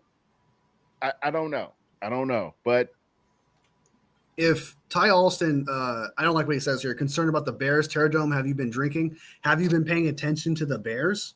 Because I'm sorry, outside of their name, the Bears, if you want to look at paper, they got Ben Johnson, who's the best, like supposedly like, the second coming of Kyle Shanahan for the Bears. They got the offensive line is absolutely perfect and built like they should have a top 5 offensive line. They did. They went out and got. Let me throw these names out. Whoever's questioning Tarrerdome here, the Bears. They went out and got Joe Tooney for left guard. They went and got Drew Dahlman, who I absolutely wanted to replace Brendel.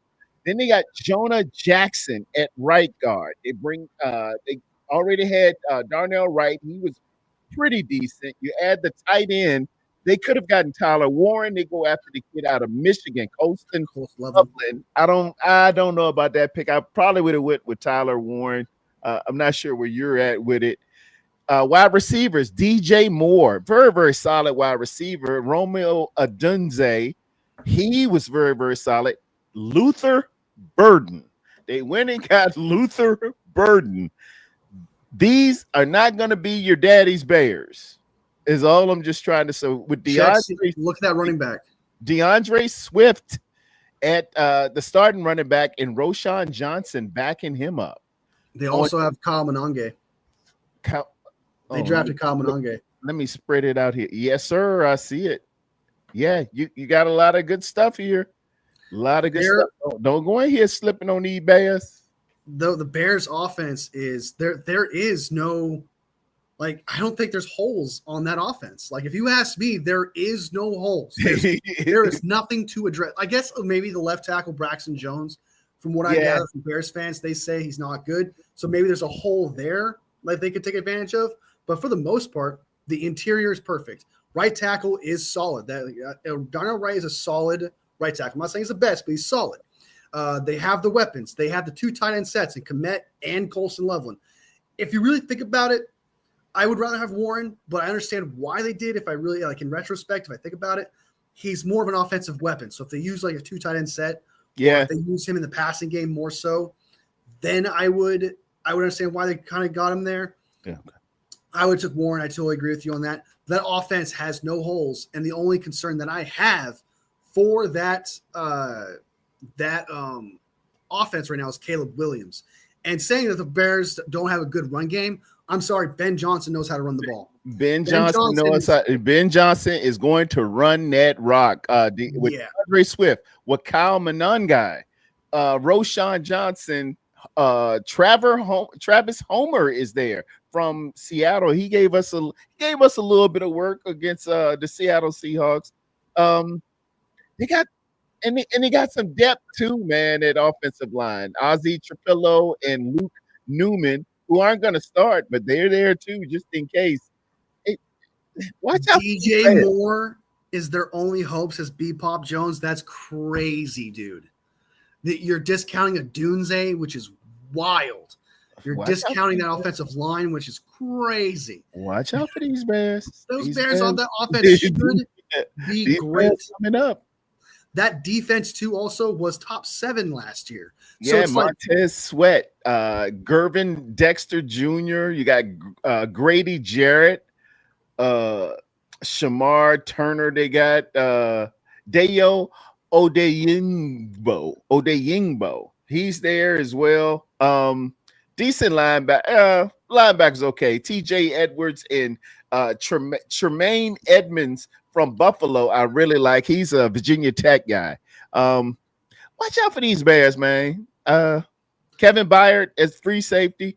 Watch out for these little Bears. It's like it could either be, and it sounds like contradictory to what we're saying like right now. Like the Bears on paper with everything that's been given to them, they should be dominant. They should be a very good team. But we all know that when it comes to NFL gods and juju and stuff like that, they could very well be like a bottom 10 team or something. it could walk because they're going to be in there with Detroit.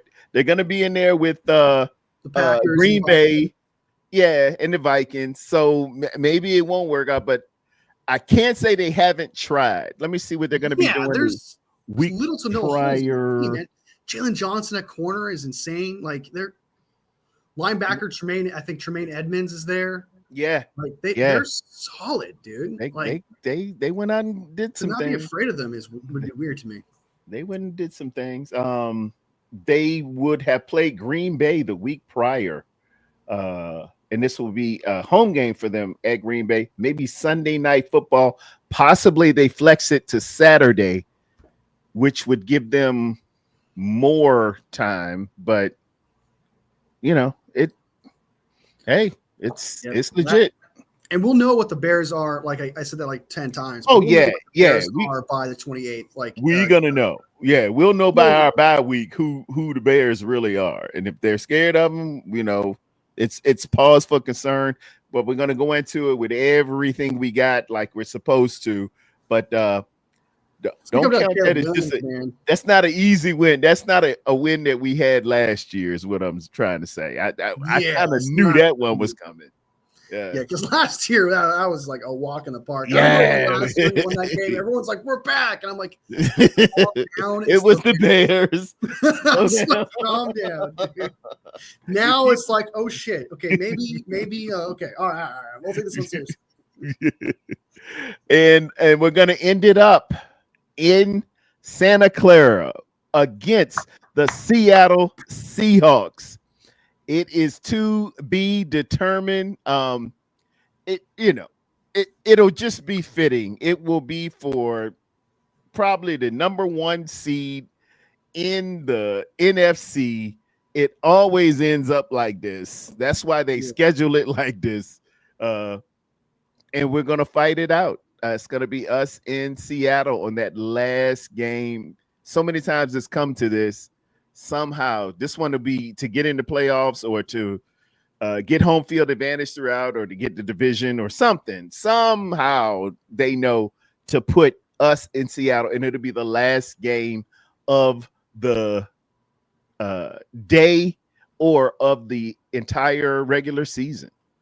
So yeah, that game is going to be it's going to be crucial, like you said. I think not even the aspect like, let's say Seattle is not great, right? Yeah, it's like it's going to come down to where the Rams at, where the Cardinals at, and that division game might be just that important. I absolutely love and I see what the schedule makers did here. with the start of the season and at the very end of the season. It's very poetic. I absolutely love what they did there, and we'll see, man. I mean, that game could end up being super important, or we could already be in the playoffs. It's not going to matter. Like two things can happen there for sure. But I think one way or another, it's going to mean something in a sense that if it means something, it's going to severely mean something. It's not going to be like, okay, if we lose this, it's going to be like the first seed or whatever crap like that. It's going to be like in the playoffs kind of type game. And I'm a big fan of what they did here. And I know we'll see. And that bye week at week 14, we're going to be well rested, way more prepared. The last 4 games, man, the 49ers should be dominant with that aspect of things where they're way more rested now than most teams are. Because you figured the bye week is coming after Cleveland, right? And then the 2 games after that being Tennessee and that being Indianapolis, you kind of if you didn't heal everybody by the bye week, you kind of should be a little okay to not go full throttle. And then if you absolutely need to push, which will be against the Bears and against the Seattle Sea Chickens, depending on how the Bears are, we'll be ready. We'll be ready to go full go and starting to go into that playoff push. So, what is sorry, go ahead. What's going to be your final prediction for the season? What are you looking at? Preliminarily, we ain't look at we haven't been to training camp. Nobody's reported yet. All this stuff hasn't happened, but just on the schedule, what's your conservative record? Without, obviously, because there's a few ifs on here, and stuff, and just going with my gut. Seattle, I think we pull it off, and it's really hard. It's really hard when it comes to rival games and teams I don't like. It's very hard to remove bias. I'm not gonna lie to you. So Seattle, I think that's a W. Saints, that's a W. The Cardinals one may be a loss, so I'm gonna go ahead and give it a loss, and I'll say 2-1. Jaguars, that's a W. With the Rams, I think that's a W. So it's 4-1 now. 4-1. Bucks, I think that's a W. I think we lose one of these games between the Falcons and Texans, potentially. I'm trying to take away the bias the best I can. So I'm going to say we're going to come out of this game 1, 2, 3, 4, 5, 6, 7. So we're going to be 5-2 at this point.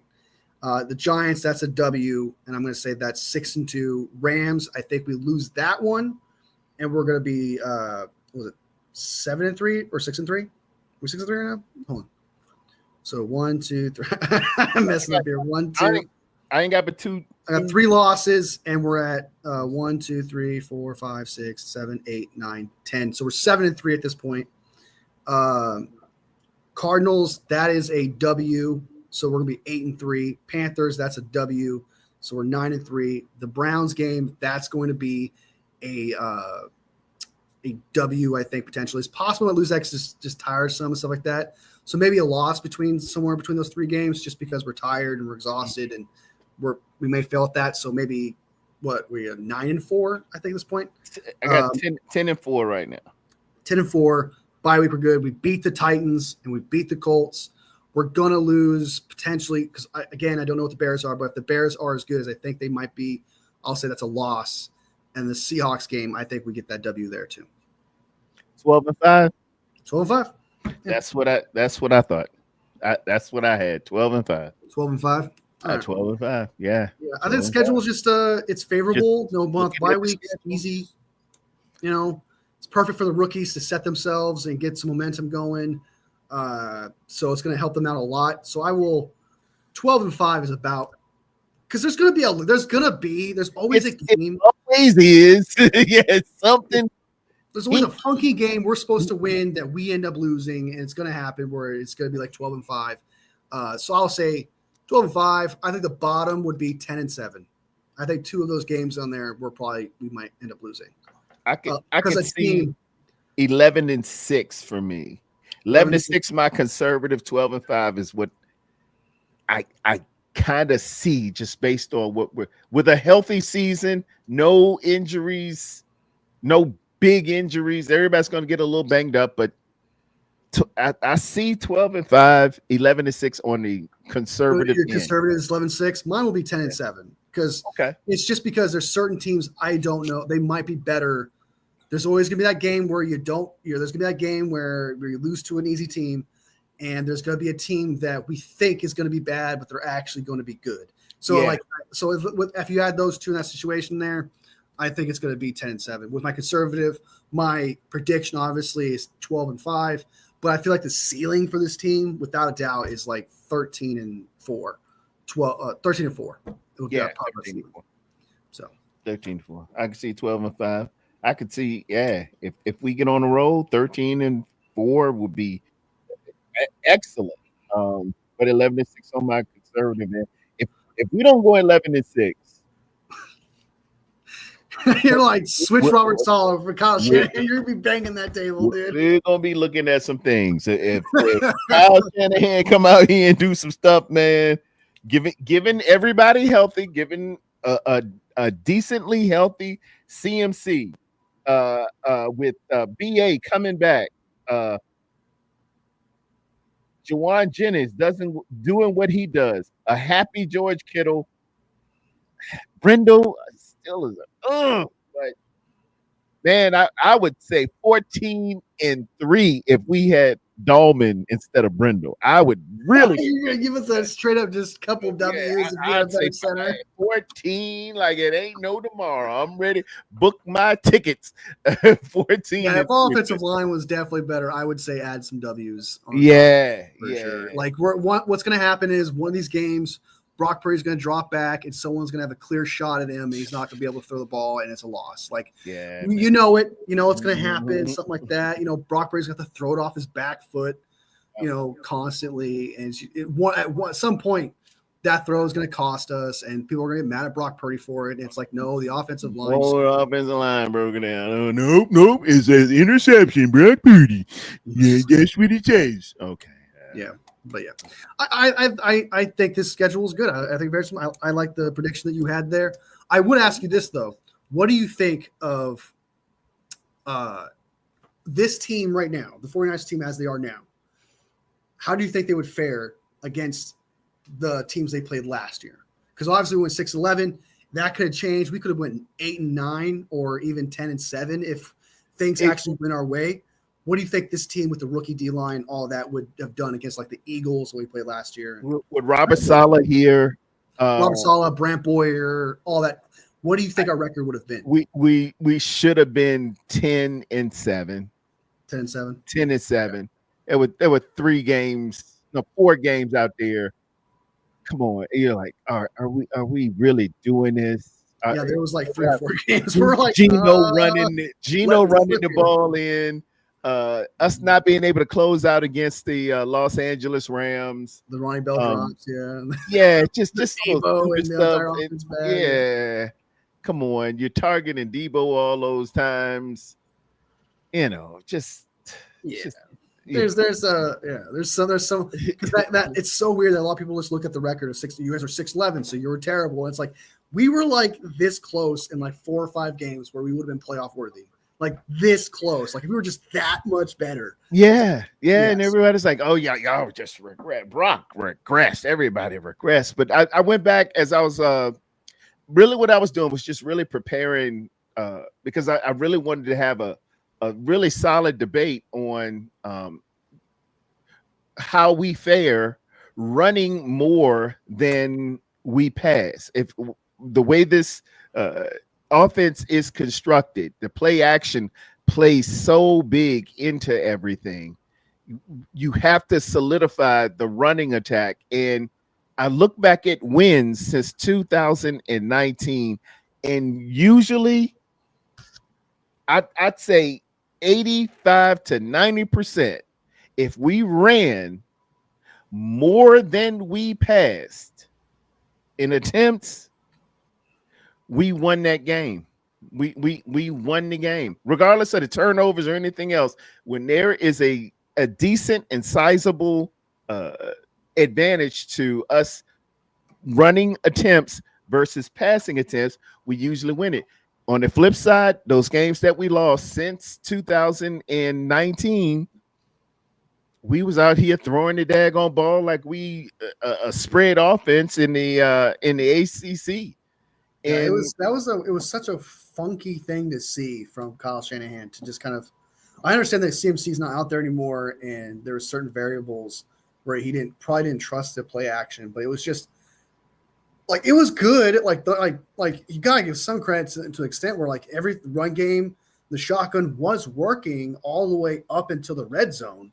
That's when everything just kind of fell apart. Like you were excited about it, you're like you see the vision, it's working, but then you're like. It condenses. It can when you get to the red zone, it condenses, and you have to have that threat of running the ball to suck up linebackers, pause, to suck up safeties.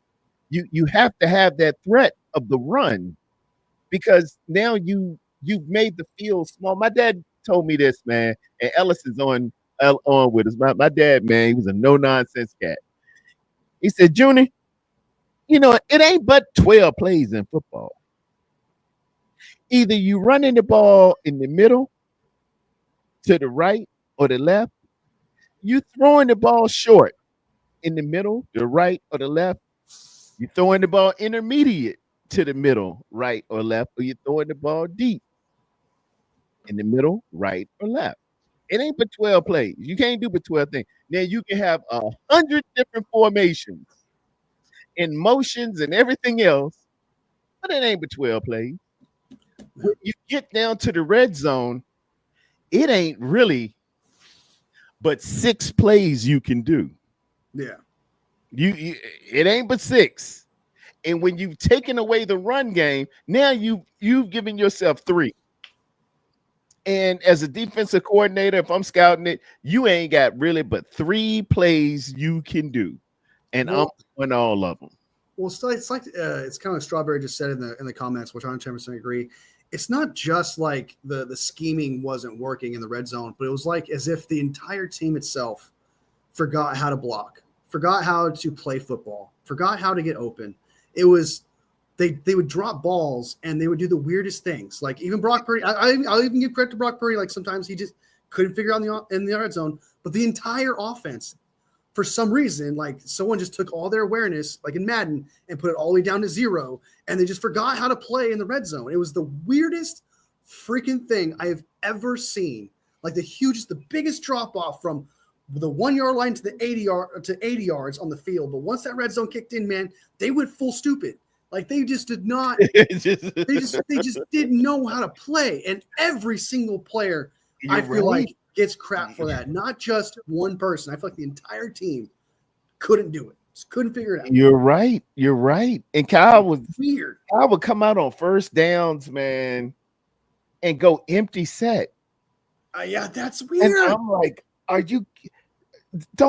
what are you doing? You gotta set it up. You gotta at least have the threat of a run play. you can't go Steve Spurrier out here and spread out, go 5 wide. And like, what are you doing? What are you doing? Don't do that. Don't do that. I understand sometimes you're gonna have to go 5 wide, and it's all fine when it's 3rd and 5, 3rd and 6.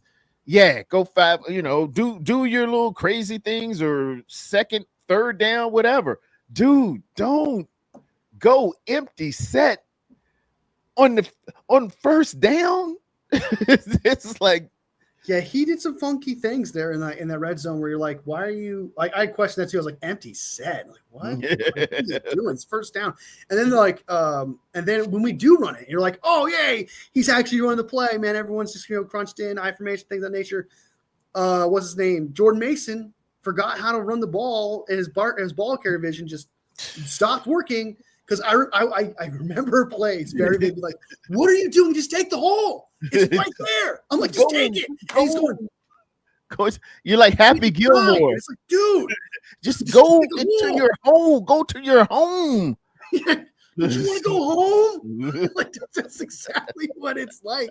And it's like, no matter what, dude, it did not matter what the 49ers did. Everyone played terrible. Jordan Mason, again, I'm not trying to throw all on Jordan Mason. Like I said, I blame everybody. Like, I'll never forget Jordan Mason. We got all the way down there because of Jordan Mason. and we gave it to him, and he fumbled. Juice. It's like I'll never forget that, and it's like, dude, that was a killer. You can't turn it over in the red zone. It's just, man, that's oh.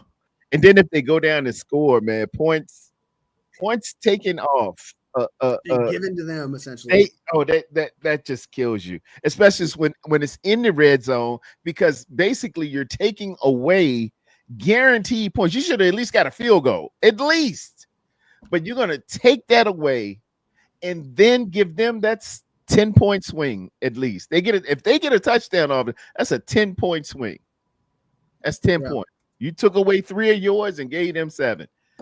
You just got to line up and play good football. Just no penalties. Get pad under pad, strike some people, find the hole, move the chains. Don't do all of this. Ooh, look at my magic trick. It's like a kid, who just got a magic set. Watch this. Ooh, I can make a quarter come out of your ear. Look at this. Don't do that. Just sit and talk to the people. Just go straight at them. Good things happen. And Strawberry's right too. It wasn't just the 49ers offense red zone. It was the defense too. Like that defense was ferocious. Yeah, yes, Strawberry. You supposed to stop the run. If you're gonna run it, God knows, please stop the run. I'm looking at and what's his name, Kylan Williams at LA. Kylan Williams is running for 150 yards on. He was down here too, and then suddenly he became Saquon Barkley against us. Yeah, he having Saquon Barkley days. You like, what are y'all doing? And all respect to Fred Warner, was giving you all he had, man. He had a fractured ankle or a fractured lower leg or something. Yeah. He's out there just going for what he know, man. But the linemen just getting tossed around. Ain't nobody stopping nothing. We can't stop a nosebleed. When they got in the red zone, you're like, okay, they're scoring. Like there was no like faith there. There was no like, okay, this is no. Don't worry about a goal line stand here, buddy. Just go ahead and let them score. Let's get the ball back. So I think the last year's juju was just so terrible in every aspect. Everything that could go wrong literally went wrong, man. It was a Murphy's Law happening. There's nothing you could do. It was almost as if no matter what the 49ers did, fate, life, the butterfly effect of someone going in the past and changing it, whatever may be, some superstition thing happened, and everything that could go wrong went wrong, from the team playing bad magically to the defensive coordinator we had to Kyle drawing weird plays that you don't usually used to. I can go down the line. It's just there's so much where it's like there's no way that what happened last year can happen again. Like, I mean, it was like a 0.0000001% chance of all that happening. This can't happen. It happened. This can't happen again. Yeah. So yeah, I think that So I'm a lot more hopeful for this season, a lot more excited about the season, and I think this year we go to the playoffs because of the schedule so favoring. The rest is more favoring, except for the bye week thing, but that's okay in my eyes. I know there's some. Papa J said the Madden curse is real. Yeah, 49ers for sure. Yeah, like even 49ers. When they said CMC was going to be on the cover of that Madden, I was like, oh. No. When I saw it too, I was like, congrats for him. But then I was like, no. It's like being on the cover of Sports Illustrated the week before the Super Bowl. Oh no. Absolutely not, for sure. Just don't do it. Yeah, my prediction for the season is just make the playoffs. If we lose in the wild card, I'm fine with it. Like I think that's a W in its own right. Some people want a W in the playoffs. I would love a W. I would love to go to the Super Bowl. Never turn a W down. I know what this team is. They're now really young at this point, right? They have new pieces they're trying to work with, and I'm not expecting a bunch of rookies to just suddenly be playoff contenders, Super Bowl contenders. Like I think that's a unfair assessment, unfair expectation for those players. Yes. But I do expect with the defensive coordinator, special teams, Kyle Shanahan and Brock Purdy, and those nucleuses that we have with Fred Warner and Nick Bosa and all that, there is a playoff team here to make it to the playoffs. It is. So, but I'm not going to, my expectation, if we make there, I'll be happy, but I'm not going to be like, fire Kyle Shanahan. Like, no, he did his job. He got us to the playoffs, which is unless he goes another 6-11 with this schedule. Then yeah, Kyle's our guy. I'm hoping he gets back to what made the 49ers, what made him the unquote genius. And that is the coming off the play action, the horizontal stretch, screens, schemes, and hitting the seams. Do that in the passing game. Don't come out here talking about you going to be the old ball coach from the old Florida Gators. Get back to what made you a top. Do something new. Yeah. Get back to what made you a top 5 every single year offense, no matter what kind of situation. I understand. And you do have to evolve and stuff, but like you still have to, you have to evolve your bread and butter. Don't evolve like going away from your bread and butter. Like fix, like obviously because you won't be predictable. You'll see some things and stuff. So I understand changing things up, but to go to a completely new offense that was so different from like the ground up, it's like, okay, you can't get away from your bread and butter. Like you got to fix your bread and butter, make it better, but don't get away from that play action that made you so good. Fix the play action, adjust the play action, but don't get away from the play itself. Like I just add wrinkles. Don't just get a facelift. Yeah, you know, you got a wrinkle. Hey, you got a new wrinkle there. That looks you start to look more stately. Not oh, dude, you a whole new dude. You Nicolas Cage and John Travolta. Face off. I see it. I see it. I like what Strawberry says. Hopefully Chiefs or Eagles on the cover this year. And then Crazy Juice says, why not both, Strawberry? And I'm like, why not both? Yeah, put them both on there. Both on there. Make it happen. Let them be on the cover and all throughout. Yes. There you go. I made a video about Saquon Barkley being on the cover this year, and I think it went over people's heads. I'm not saying I wish injury on him, but it was like a joke where it's like CMC was on the cover last year, Offensive Player of the Year. He was one of the main. He was in San Francisco. Do it for Saquon Barkley's turn now, man, for him to go through that. All about Philly. You got to give him the cover. Give him his props. And everyone was like taking it seriously. Yeah, give him the cover. It's like because he's awesome. And it's like I think what I'm trying to tell you is going over your head. But I'm like, whatever. It got some views. So. Hey, let it roll, man. You drop a lot of psyops. We call it psyops in the military, psychological war operations. Yes. Take the ball out of Brock's hands. Yes, if you need to. Take it out of Brock's hands.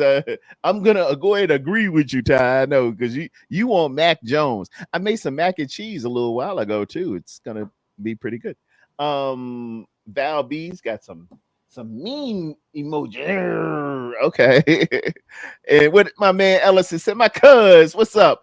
That's with your bad on someone, Wolfie, low key. No, we just want him to get his just due in terms of, hey, be a great player, because you deserve it. You got the Super Bowl ring, man. Go ahead, be on the cover. I hope you be on the cover of Wheaties. For sure. I can't trust anyone who wants Mac Jones. I think Ty Johnson. I think Ty said that. Ty be giving it to me, man. Ty be like, yeah, Mac Jones. Mac-a-lot Records. I'm like, oh lordy. No. Want him to get hurt? And I ain't say nothing about hurt. We just said go ahead, go through the gauntlet. We say just be celebrated the same way CMC was celebrated. That's what we're saying here. If you believe in curses and you think that's real, then if you want to look at it that way, that's fine. But no, I don't. I don't want him to get hurt. But I mean, CMC went through it. A lot of people want CMC to go through it. They said, "Oh, he's got the Madden cover. He deserves it." And everyone said the same thing. I don't think they wished ill on him. I don't think it works. But they were like, "Okay, but you got to be careful." I'm thinking the same thing for Saquon Barkley. He deserves it. CMC would do the same thing. It's his turn. It's just his turn. Him and Patrick Mahomes just going at it. That'd be great. What else I got here? Let me get to the Rocket docket. Stand by one. Add that to the stage. What I have. The Wolves beat Wolfing last night. The Wolves handle business against the Golden State Warriors. Sorry about that, Golden State. You have gone fishing. I should. No, Steph Curry. It was Steph Curry was not there. Go ahead and put your fishing routes out. Golden State. You tried, as Larry Merchant would say, you tried, but you didn't have Steph Curry. You just had to fight behind your back. Look, if you just the tail of the tape tells it, man. Just look at the starting lineups. Julius Randle handled business with 29. Anthony Edwards with 22. All of the starters for the Minnesota Timberwolves were in double digits, while it's a little bit more sparse for the starters of the Golden State Warriors. And it was added to the bench, Jonathan Kuminga, who I don't know what the deal is with him and Steve Kerr or something, but hey, guys, you got to get your stuff worked out. I don't know what it is. He holds Kuminga until he just can't hold him anymore, and then he puts him out there. I don't know. I would have Kuminga as much as I could. So as you know, I'm a casual. I don't know enough about these teams, whatever. But from when I look at Kuminga, he's not good. Like, he's 11 for 23 in the field goal, 3 for 9 in 3-point, and 1 for 3 in free throws. So it's just like that's not good. That's not something you want to rely on.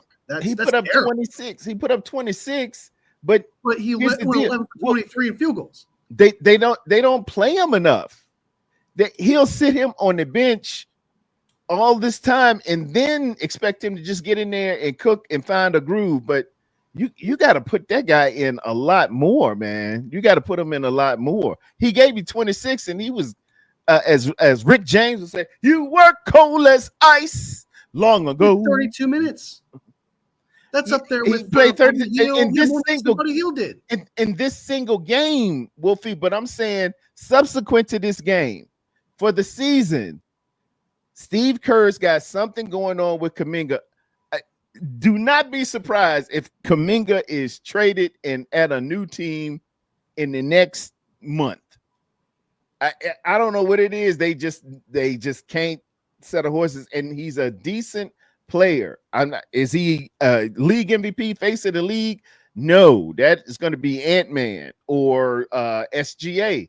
But he's a very solid piece, but they just do not put him in the rotation, at least from what I see. And then, he came and gave you 26, but it was kind of in a losing effort off the bench. Who else is in double digits there? Well, I would say that Brandon Podds I don't know who that guy is, but he sucks. I'm sorry. I've seen the ball go to him and he takes his shots. He sucks. I guess he went 4 for 6 or whatever. But I didn't watch the last game, but I think I watched the game before that, whatever. But like every time you needed Podds to step up, or he had some good plays, like stealing the ball and stuff like that, some good rebounds. Like, he's good at that. But like, if you're asking him to shoot, dude, I'm watching the game like this guy's going to miss. He's going to miss. Like, I have no confidence in him whatsoever. They had nobody to really kind of rely on when it came to shots. The only person you had there was Jimmy Butler and Buddy Hield if he was hot. If Buddy Hield's not hot, man, you're not winning that game. Yeah, I got to agree. Buddy Hield has disappointed. I thought he was a lot better than that. I can remember his days at Ohio State. I like Buddy Hield, man, but he just ain't he's like a jerry curl that just can't quite curl. And he's not consistent is the thing. No matter what, you are missing the great Steph Curry. And dude, it's like trying to fight somebody with one hand tied behind your back. That's 30 points. Steph Curry is a bucket. Steph Curry is a game changer. Even if he's off that night, just his energy alone can catapult you into different levels and different dimensions of a stratosphere, because he's just that potent as a player, as a game changer, and as a leader on the team, as the face of the team. Yeah, and he didn't play the hamstring strain. So hats off to the Timberwolves. They handled their business. I just think that I think that it's not. It sucks because like and I don't really, I'm not a fan of talking about things I barely know anything about, but so I'm just going off the information from what I've seen.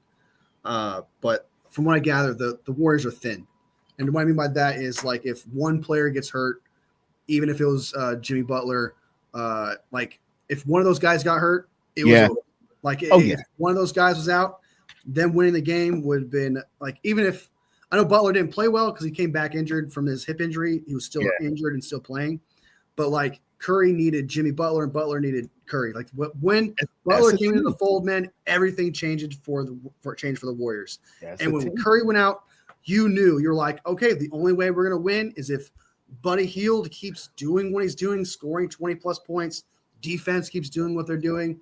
But the moment Buddy Hield doesn't play good anymore, or if Pods doesn't play good or anything like that, Draymond Green doesn't make those shots like he did in the start of the series, it wasn't going to work out. And every time Draymond Green shot, dude, he has the ugliest shooting thing ever. It's like his whole body like bends, and then he just does like this.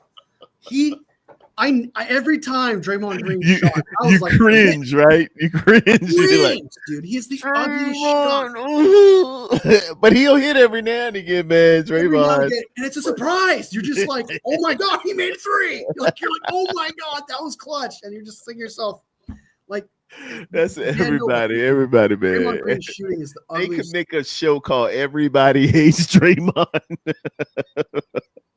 He's good defense from what I've seen. Like he's actually good at that, but getting under people's skin, that's his, on offense, dude. That's his game. Yeah, you ask it too much. I think they really wanted more from Jimmy Butler. It would have took a Herculean effort from Jimmy Butler to somehow suffice and make up for that which Steph Curry isn't there, to get him to the next game until Steph could heal up and come back from strained hamstring. But that just didn't materialize and just didn't happen. So and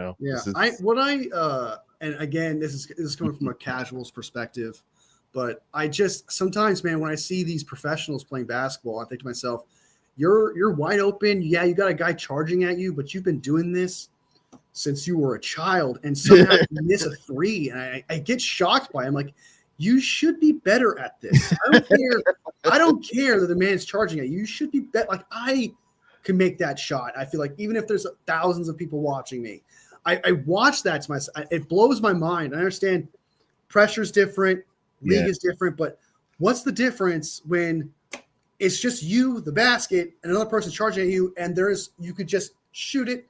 No blocking, no adjustments you didn't make. I know a good shot when I see one, like with Jokic, when he was like, I watched. Oh man, who has a pretty shot? Whoa! I love Halliburton from the Indianapolis Pacers. The Indiana Pacers. His shot is so pretty. I mean, it goes up. It arcs on what's in geometry they call it parabola, and just lands like a parachute pops with the ball, and it just lands just perfect, man. Just the arc and everything. And you would figure as a professional basketball player, everybody would come to this summation of just launching some of the best, most purest jumpers you could ever see, but it don't work like if you constantly works at your craft, just because everyone has to do that. Everyone has to do. It's not like in football where everyone has to be good at one specific thing and then a cohesion and stuff. It's different. But basketball, man, if you're open, you just shoot the shot. It's the same difficulty in my eyes. And again, this is a casual's POV. So if you guys disagree, I totally understand. You guys disagree with me, hate on me for it, and be like, you would be right. Said then done. But when you watch it and you look at it and you see a wide open shot, you're like, you should 100% make this shot, no excuse. And it bumbles and it's an air ball. And I'm like, you've been doing this since you were 6, man. How do you miss those? Again, it's just the shots that I feel like should be difficult are the ones that were like a giant hand is your face and you have to shoot it just right and things like that. I can understand that. Like the Jokic one where he just kind of like jumps back and he throws it. Those are like crazy shots you have to make. Yeah, yeah. The ones that I see where you're just like, but wide open jumpers, you're supposed to knock them down. I agree. You have to, man. There's no excuse in my eyes. And he said, just like a wide receiver dropping the ball, it happens. And when they're wide open and they drop it, you know what happens? You know what you tell them? Wow, that was some pee-wee bullshit that you just they get ridiculed for it. They get shit for it. They get clowned on for it. Yeah, man. As you should. Yeah, you so be up out of here. So when I see a dude shoot a ball wide up, like you in the basket wide open and you miss, to me, it's like if you're wide open and you drop the ball, you're going to get shit for that. So yeah, it drives me nuts. That's what I saw with Pods. He would be open, shoot. I'm like, it's gonna be a miss. It's like as if he just started shooting this year. I just feel like some people, when you have to cross your fingers every time you shoot, it's like, oh, J.R. Smith jumper was always silky. J.R. did have a nice one. I like KG's jumper. Rasheed Wallace could hit threes with either hand. He could do it with his left. He could do it with his right, man. Rasheed Wallace was bad, man. Who else is that? Jesus Shuttlesworth. Ray Allen. Ray Allen had a pure silky jumper, man. I like Halliburton too. Halliburton's my dude, man. In basketball, Wolfie, some players are left open for a reason too. I get that, but that's called self-check. Shooting since you were 6, then be good at it. Like, I don't get how you cannot just be good at that. Like, have you just been playing defense your entire life and you've never shot ever? Like, you develop. I'm telling you, I'm not as good as I was because I haven't played basketball in years, so I probably can't shoot very well. But if I'm doing it all the time on a yearly basis, I just feel like even on defense, someone like Draymond Green, for example, you'd think he would develop, even if it's an ugly shot, know how he should shoot it, how the velocity in which he do it. He should build a routine by now. He should know how far the basketball. He should have a good idea of what it takes to make the shot when you're wide open. And it blows my mind. And again, this is a casual POV, but it just looks so simple. It's kind of like what you said, easier said than done. But when you look at it, it's as if when a wide receiver drops a wide open pass, easier said than done. You are right. But you're also like, how do you miss that? And so it's just what you see on TV, man. It's just so much that it drives me nuts, man. Red just says Draymond is too much in his emotions to focus on the task at hand. He's always letting the opponent piss him off. Yeah, Draymond is in you have a New York state of mind. Draymond's in a pissed off state of mind most of the time. Again, Wolfie, easier said than done. I need to bring you to the gym with me so you see how easy it is. If I shoot 50-50, I expect if I'm at the 3-point line and I shoot 50-50 in a gym against you and someone else, I expect a professional who's been playing since he was 6, who's now being paid millions of dollars to make a wide open 3. I mean, because now the scale is different. So I expect you to make that 3, dude. It's so much different. If I'm able to make a 3, okay, and I go 50-50, me, and I haven't played in forever, I expect a professional to be able to do it on a consistent basis. You miss 1 or 2, fine. But for you to go 11 and 22 as a professional is crazy. Like it would be crazy. So, but all right. So Warriors lost. Sad day. Warriors lost, and Boston came back. That Boston was on the ropes, but Boston put it all together. And this was about the great Jace Tatum, man. Knicks, you got to put them away. This thing, don't mess with them leprechauns. I done seen it. Them leprechauns will come back and get you. Don't play around. Just looking at the box scores here, Jaylen Brown had a really good game, man. Jaylen Brown, and he was the MVP. Yeah, Jaylen Brown was the MVP last year. Yeah. Al Horford was in And double. people thought Jason Tatum got it. Yeah. Derek White really stepped up, man. Derek White came with it last night, man. And really on defense is where they really got down, man. They had 12 blocks altogether, while the New York Knicks only had 4. They just didn't match the energy of the parquet floor out there, man. You got to get them Boston Celtics. If you got them on the ropes, man, go ahead and knock them out. Don't play with these Boston Celtics. You'll be back. The series is now 3-2, and they're going back to New York. They're going to be in the Garden. I think it's tomorrow night, if I'm not mistaken. It is tomorrow, yeah, because yesterday was the New York Knicks versus Celtics. No, it's tonight. I think it's today. They might be okay. Because yesterday was the Nuggets, and I think it was the Nuggets. Hold on, we'll just check, I guess. Yeah, go ahead, check and see when they scheduled up.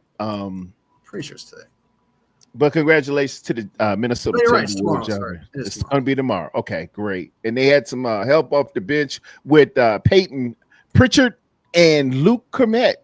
They had double digits as well, 17 points in 39 minutes for Pritchard and 10 points in 25 minutes and 38 seconds for Luke Kermit. They had a good game, man. They had a good game. In New York, if you want to get them, you got to put them away. You got to put them away. Who do you want to win this series? I root against Boston. As a Laker fan, it's like what you have to do. It's mandatory. We root against Boston. Is that no matter what. I don't care who's playing Boston. Yeah, beat Boston. Okay. Yeah, that's our rival. That's our chief rival. It's a wonderful series on Max called Winning Time. Winning Time. It's like the story of Magic Johnson, and they did a really good game. Norm Nixon's son is playing Norm Nixon. They got Kareem, and really showing you just the essence of where this rivalry comes from between Boston and LA, and nothing really captures the moment than them going back to 1980, I think it was 84 when we played them, showing you how visceral the rivalry between these two cities was, and for reasons we're not going to get into, but it is what it is. Yeah, I want the Knicks to win this too, just because from what I gather, they always have bad luck, and they never actually. Something always happens, and they're always bad. And I don't think have they won ever in NBA Finals? They won when I was 3 years old. So they're just deprived. Okay, all right. Yes, it's the last time they won, and before that, they had won. They were off a year, and then they won in 1970, the year I was born. So, yeah, so it's not like their time where it's like, okay, they deserve a long time for the Knicks, and that's why you see so many old school guys, so many people, because New York is considered the mecca of basketball. So when you see, they don't win, which is crazy. New York people, they love the Knicks. They are ravenous, and they want a champ. They are starving for a championship. You should see Stephen A. Smith in them, man. They yeah, I know he's I know he's a Knicks fan. He gets upset a lot about certain things. But from what I gather, I know it's not the same because Lakers are more successful than the Knicks are, obviously, as a franchise for sure. But it seems to me like celebrity wise, it's like they're the Lakers East Coast when it comes to celebrity. I've seen Ben Stiller, I think, is also a Knicks fan. Spike Lee. You name it. If you from New York, Harlem, the Bronx, Queens, Long Island, everybody loves the New York Knicks up there in New York. So it's just really just like, I kind of thought that. So like there'd be there'd be a lot of celebration for sure. Oh yeah, and stuff like that. They said that might be the problem. They started celebrating a little too early when they got up. For sure, a lot of people like 3-1. It's over. No Jason Tatum. It's over. But it's like, maybe Jason Tatum was just in the way. It's over. We got it. No, slow down. Yo, you're not telling me to slow down. Slow down. You still got some games to play. They got the W. They looked really good. They look really good without him. Yeah, slow down. Don't mess with those Boston Celtics. Well, I don't like Boston, and I don't want them to win. There is a healthy respect for the Boston Celtics because they have clutched my heart many a time. I know it's a little leprechaun running around Boston Garden that will just do stuff. I think he just like a perfect shot has been left out. It leaves your hand, and the leprechaun comes out. And the ball don't go right, or a steal happens, or something like that. Man, it just Boston. Anyway, so what is your obviously because the Lakers are out and my Warriors are out too, even though I'm sure you weren't going for them anyway. But what is the team that you're now rooting for in these playoffs?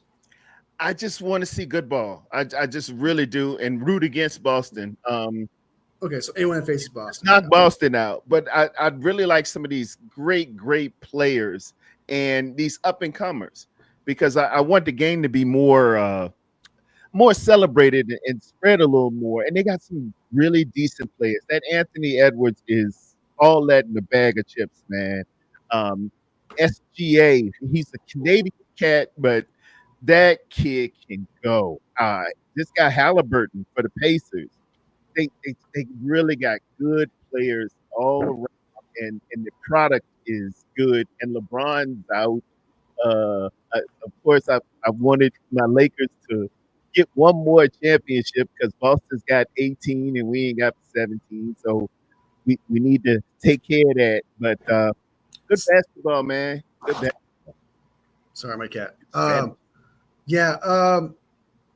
It's so far it's been pretty entertaining for what it is. I mean, I'm usually not a basketball guy, but I mean, like I've kind of developed even for like outside of the Warriors, when I was watching the Nuggets and Oklahoma playing, I'm going for the Nuggets because I like Jokic. He's pretty exciting to play, and I kind of wish him the best. Yeah, I know he already won one recently. I get that. That's big, but I still, out of the two, I'd much rather go for the Nuggets in that situation. The Pacers, I'm glad they beat the Cleveland Cavaliers. The Cavaliers. I was excited about that. Went for the Pacers on that one. So it's really like for me, it's a bi-level like rooting for them. So like next time, I don't know who plays the Pacers. Whoever wins, who plays the Pacers if they win. They are waiting on the winner of Boston in New York. So I'd probably go for the Pacers at that point. Okay. Maybe. I don't know. It just depends. I don't know. I kind of like both of them. I'd probably go for the both. The other way around, Minnesota versus it's going to be Oklahoma City. You think it's going to be Oklahoma City? Yeah. You confident in that? Yeah. I think it's going to be Nuggets. I got Nuggets Wolves, man. And then I want the Nuggets to win that one. Because Nuggets and Pacers, I wouldn't care who wins. If it was Nuggets versus Knicks, I'd probably go for the Knicks. So it's really kind of those three teams. But I think Knicks are probably on top of who I probably want to win.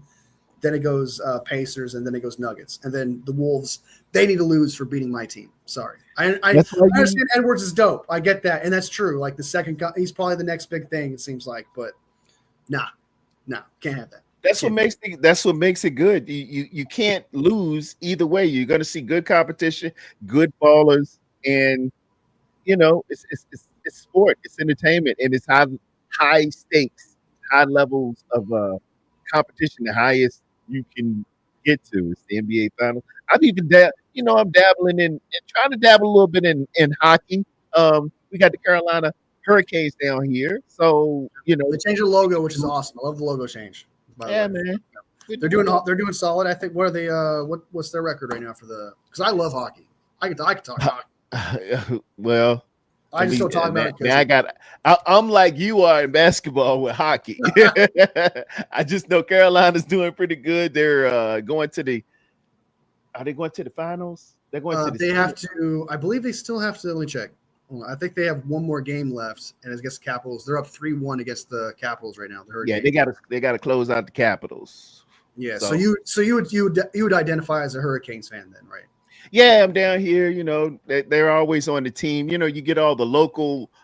When you turn on your ESPN radio, they're talking about games and on the news and stuff. People are out at the game, and you know, some of my coworkers and stuff. They're really big into the game. So, you know, I mean, your team's there. You might as well, your home team and stuff like that. So you might as well go for them. And that logo change makes me like them more. I'm not gonna lie. Like logos matters to me like big time. And it's kind of like the Senators, Ottawa Senators. I hate their logo, and I've always hated them for that reason. But for me personally, truth be told, hockey has the best logos and the best jerseys. They have some fun jerseys. They have some really nice. Even the Pittsburgh Penguins. That penguin skating on the ice is cool. Who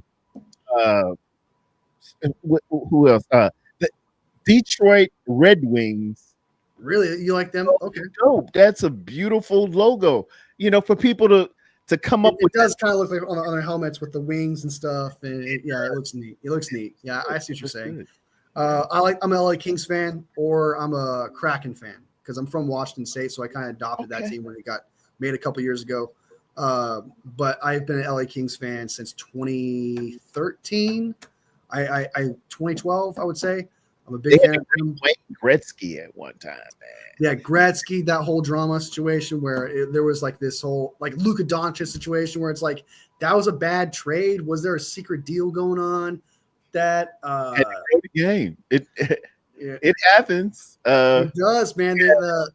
They had apparently the meeting between the owner of the Edmonton and the owner of the Kings at the time. They had lunch together, and the next thing you know, Wayne Gretzky's going to the Kings. It's the same thing that happened with Luka Doncic. And the same. It was like they had lunch together, and suddenly Luka Doncic is heading to the LA Lakers. So that was kind of funny how that worked out. But it's there to grow the game. You need your biggest star. Star power is a big deal, yeah. Your market to open the game up more, and trust and believe more is coming with soccer or MLS or whatever, FIFA, something like that. You know, all that's coming to the United States as well. To grow the game, you really got to tap into the market of your biggest constituency, if you will, to make it all better. I'm out in Cleveland. I know you. They talking in the chat. Kylie Young up there. Are you going to the Cleveland Browns game, Kylie? You gonna make me come on up there to the Rock and Roll Hall of Fame? And I haven't been to a Cleveland game. New Orleans looks like a good destination. Week 2. And I know I heard Peachy and probably Miss Tanisha talking about Houston or New Orleans, one of the two. We got some nice little road shows here. And shout out to John Chapman, who does the 49ers Rush broadcast, the Rush Road broadcast. He's going to take care of you, get with him. You'll party that Saturday. You'll party at the tailgate. Go to the game, then after the game, you might have another party, man. He sets it all out for everybody. You'll posse up and go walk to the game as a collective 49er organization and take over the stadium. That's how we do. Real quick about hockey, just real quick, we'll move off of it. The teams that I'm going for I like Maple Leafs in the color, but I love the crash out of their fan base because they love hockey and they crash out hard, and I just love watching that. So I'm not going for them, but I am going for Edmonton, and I'm going for the Winnipeg Jets. I don't know why. I have a thing for Canada this year. That is another logo that looks great. Winnipeg. Solid. Winnipeg Jets is solid. So I got the Canadian teams. I'm kind of going for Canada this year. Canada hasn't won the cup since 1994, I think. It's been a while since the Canada teams won it. Wow, I didn't know that. It's been a long time, and so they now have 3 teams in the playoffs heading into the conference games. Winnipeg's probably gonna get knocked out. They're 3-1 right now against Dallas. Dallas probably wins. I don't want the teams I don't want to win are Dallas and the Panthers. Anybody else outside of that can win it. I don't care. Because I hate Dallas. I hate the Panthers. You want Canada to get this. Finally, yeah, I like Connor McDavid, he's like the second coming of Wayne Gretzky. People call him, like, I like him. I think he deserves one. I like the Winnipeg Jets. I feel bad for them like almost every year because they get close and they kind of fall. Like they always lose. They're like the Dallas Cowboys of the playoffs. Where like they're supposed to be great, and then once they get like right before the conference final, they fall apart. Yeah, so I feel bad for them in that aspect. So I kind of want to see them win there. But yeah, the two teams like Hurricanes, I wouldn't mind it. I'd be for it. But I'd much rather see Edmonton and the Jets. But it looks like the Jets are going to get knocked out, though. So, but I wish you know the best, man. Carolina is really good. It's a really good hockey team right now. We can do what we can do. I'll just follow it and look at the news, and they'll have they'll have it. Carolina. They're the Hurricanes, but they got this little. He's on all the commercials. It looks like a deer or something. I don't even know what it is. Their mascot. Yeah, their mascot's like a dog or a deer. They usually have fun little. Yeah, they really care about their mascots, like in hockey. Hold on. Yeah, it's like a Stormy is his name. Stormy. Yeah, it's like a dog-looking thing. Yeah, Stormy the dog. He be everywhere. He's like for AC HVAC commercials. He's doing commercials down here. He'll pop up on the news. The weatherman's talking about a front coming in, and here's old Stormy coming in. So they just without doubt. So locally see stuff. Yeah. I love hockey and their culture, man. People who watch hockey tend to like the culture there is amazing. I love watching it. Live games are something else. Man, I'm screaming at the top of my lungs. My wife. Even if you wanting to go for 10 years, dude, you got to make it. Even if it's a minor league, go watch it, man. Because like the environment's crazy. People have like bells sometimes. People are yelling and screaming. I'm yelling and screaming like, hit him, man. I'm into it, dude. I absolutely love watching hockey. But no one likes talking about it. Like when you're in football, usually people aren't into hockey. So it's like, it's never, sometimes I'll bring it into my content sometimes, but I usually keep it separate for that reason. Man, I'm cool with it. Hey, if you can allow me some basketball, I can allow for some hockey. But yeah, like the teams. I like the teams are going for it. As long as Dallas and Panthers stay away from the cup, I'll be happy for it too. So Dallas wears like a green, right? Yeah. I like the jerseys though. Doing that, I like the color green. I like the black and the white. But I like their logo. The hockey has the best logos. They do. Logos, yeah. They do. Even better, probably better than the NFL. Oh, tell you the truth. So people like slow down now. They do. They have some really good logo. Well, what's the best logo? Well, we're biased, but the best logo in all of football is what? The San Francisco 49ers. Interlocking SNL, which is like, but hockey has the little the Pittsburgh Penguin and the Ducks. They're a lot more fun. They're a lot more. They don't seem flat and just basic. Like there's like more design to it, and there it is. And sometimes it has like a classic look, like the Patriots. When the Patriots had like the dude hiking the ball logo. Yeah, the old one. Yeah, now they got the funny looking Minuteman look guy. The best back in the day was the Tampa Bay Buccaneers. Their old jerseys. They had a pirate, and now now it looks kind of effeminate, but it was sweet back then. It was a Buccaneer with a knife in his mouth. It was dope. And the Raiders. That was intense. Yeah, that's a good one. Yeah. It's the old creamsicle jerseys. Those are classic. I actually really love those a lot.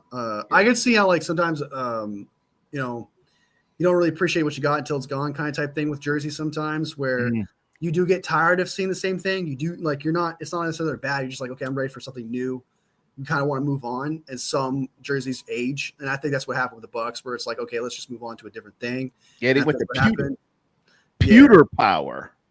Yeah. So, Did you see the 49ers live last night about 8:00? I think they're going to reveal a black jersey, a black one and a gold one too, a peanut butter one. Okay, I'm excited about that. I call it the peanut butter jerseys because it's going to be gold. Apparently, it's going to be gold. They showed like the teaser of Brock Purdy's jersey of 13, and it showed like 5 different colors, and one of them was gold, red, and white, and one of them was black, red, and white. And it's kind of like, oh, I'm excited about that peanut butter one. That one. Okay. I'm excited. I call it the peanut butter jerseys because it looks like peanut butter. It looks just like peanut butter. So I'm excited to see that. And so people gonna be out here. Y'all look like a box of Jif. Yeah, it's like they're calling us GIFs and stuff like that. They gonna call them. If we face the Ravens, it's already the peanut butter bowl, but it's peanut butter and jelly bowl. But it's definitely gonna be the peanut butter and jelly bowl at that point. So if you're a Masterhead Bar and Grill, see. Collie knows my language here. He said, hey, me and D come up there to the Browns game. There's a beautiful restaurant called Masthead Bar and Grill. Great fire oven pizza.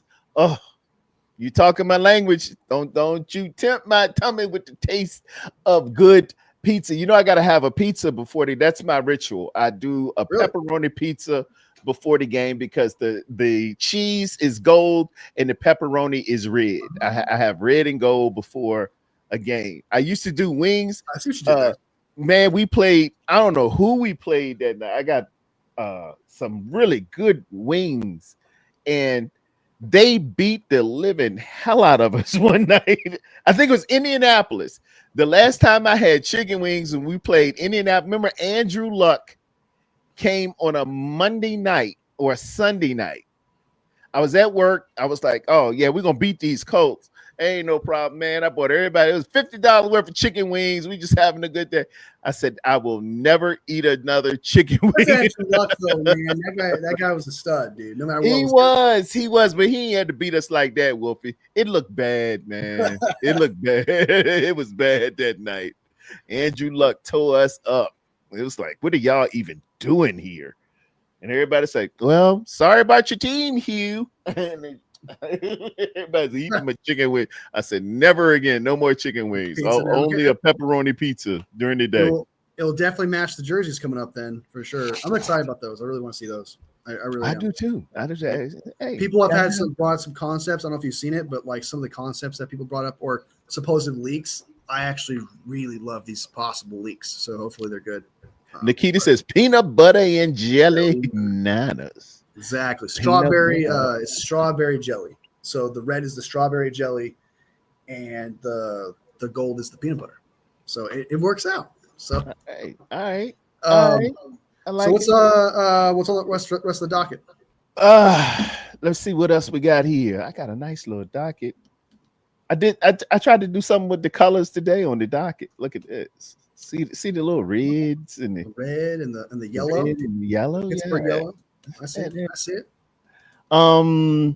Where we gotta Tuesday, May 27th, is going to be voluntary, or I think that's the beginning of OTAs. So that's a pretty big date because we want to get Brock solidified before then. And that is coming up really, really quickly. I think all we got is 12 more days. So I'm thinking we're really going to push to get this contract done before then. That would be ideal. So, yeah, it's 27, 28, May 30th, June 2nd to the 3rd, and June 5th would be mandatory. Okay. So, or I think June 2nd, I think the 2nd to the 5th is mandatory. And I think it's voluntary from 27th to 30th. I could be wrong, but I mean, I totally agree with that. I think that's something I've been saying too, as well, is that we got to get this done. This just the Brock Purdy thing. I know Fred's already gone out and said, hey, I can wait. I'm still going to show up to these things and stuff like that. So Fred's been a team player. He's been a baller. He's helping us out. He's helping Brock out. the whole situation. Just like if there is nothing left outside of like I guess the rookie stuff, but that's not too much of a thing. But I would definitely say that the biggest thing they have to, the no more Kittle stuff.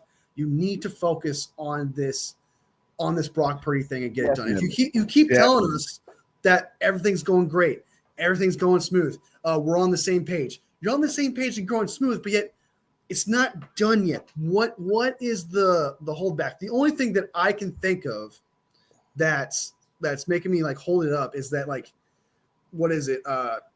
Jed only gets paid at a certain, because I know this happens where they only get paid like a certain amount of money at certain points of the year. Where I think I have this conspiracy like Jed gets paid like in June or July, and that's when he can put it through escrow, and that's when he can actually pay Brock Purdy and stuff like that. So I have this theory because it's every time we pay someone big or something like that, money that goes against the cap, not save this money, we always end up paying them in like June or July.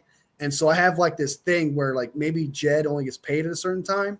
Yeah. So he has to put the money in. It might be, that's a stupid theory, but it's the only thing I can explain. It got to be some, because you're saying it's going I'm great. examining in my mind because it has to be something, because we wait to certain times to pay, and just you're like, if you got the money, man, just why you can pay it now, pay it later, Yeah, you're saying it's going great.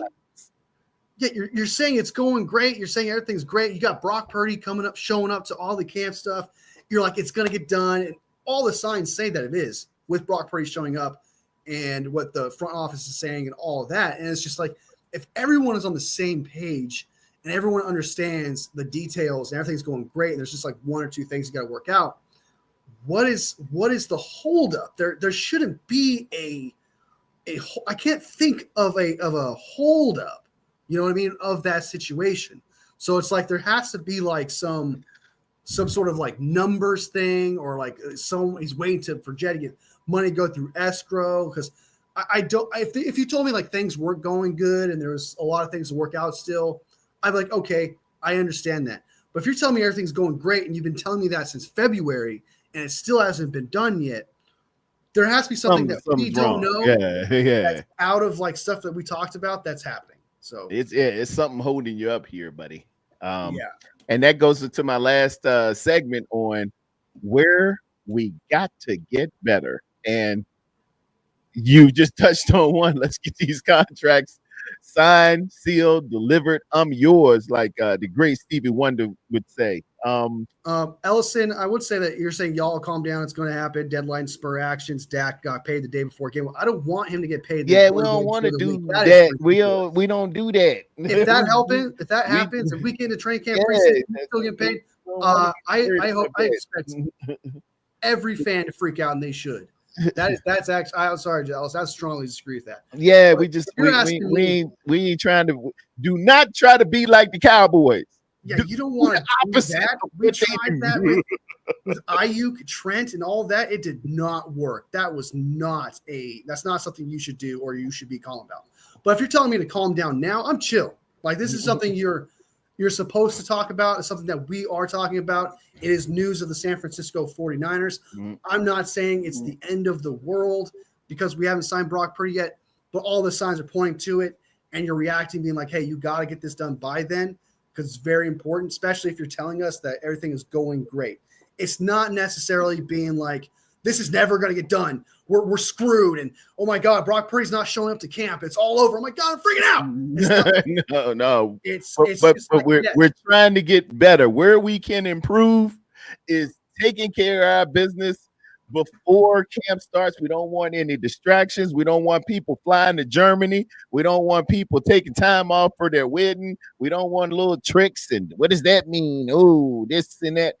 We need to get to the business of football and being a great organization. No distractions. All the loud, messy stuff needs to be in Dallas, or let them do that stuff. We need to, as for us in this house, we will praise the Lord. Let's be decent and in order, and let's go up forward. I'm tired of it. Oh, well, it don't take all that and just this and that. You know what that buys you? 30 years of no Super Bowls. That's what that gets you. And I would definitely say also, I do think it's going to get done. Like, there's nothing tells me that I think it's not. Like, especially with what the front office is saying, what Brock Purdy's doing. He's still representing the 49ers, wearing 49ers gear, talking positive about the 49ers right now. He says he loves this team. And, like, he wouldn't say that. It's not. It's kind of like what I forgot to say. Someone said in the comments where Bengals, Trey Hendrickson, for example. That is, like, terrible. Like, everything's going downhill over there. Bad signs.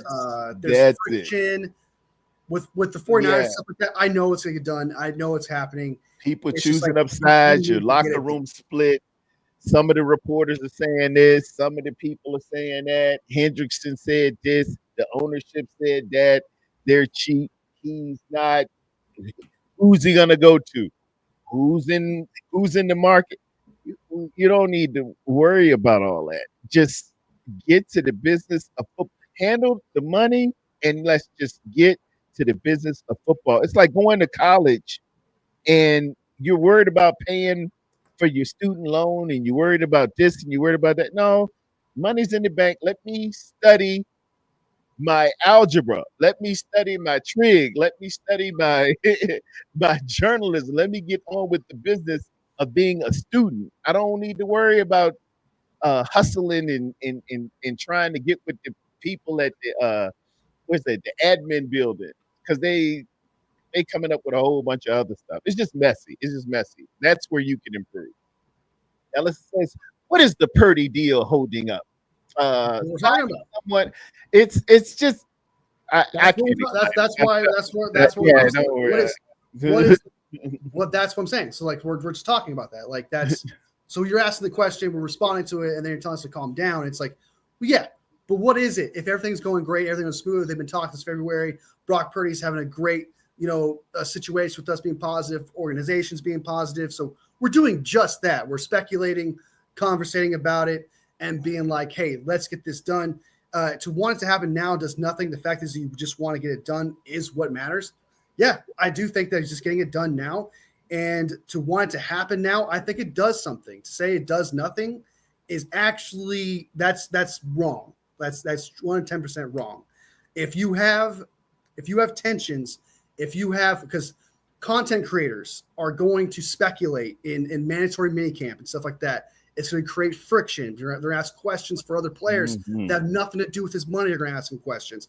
To say that it does nothing now, and instead, but compared to letting it bleed into mandatory OTAs and training camp is not. Yeah, that daggone. I know 3 of them right now. Yeah, I know 3 of them right now, dude. Yeah, dude. And they got a voice, and people will listen to them and be like, "Hey, yeah, this and this and this and that and that and this and this and this." And no. If you want to say content creators speculate, I think that's true. Some do. Speculation is part of it. But some people reach and they try to make it more about than what it is.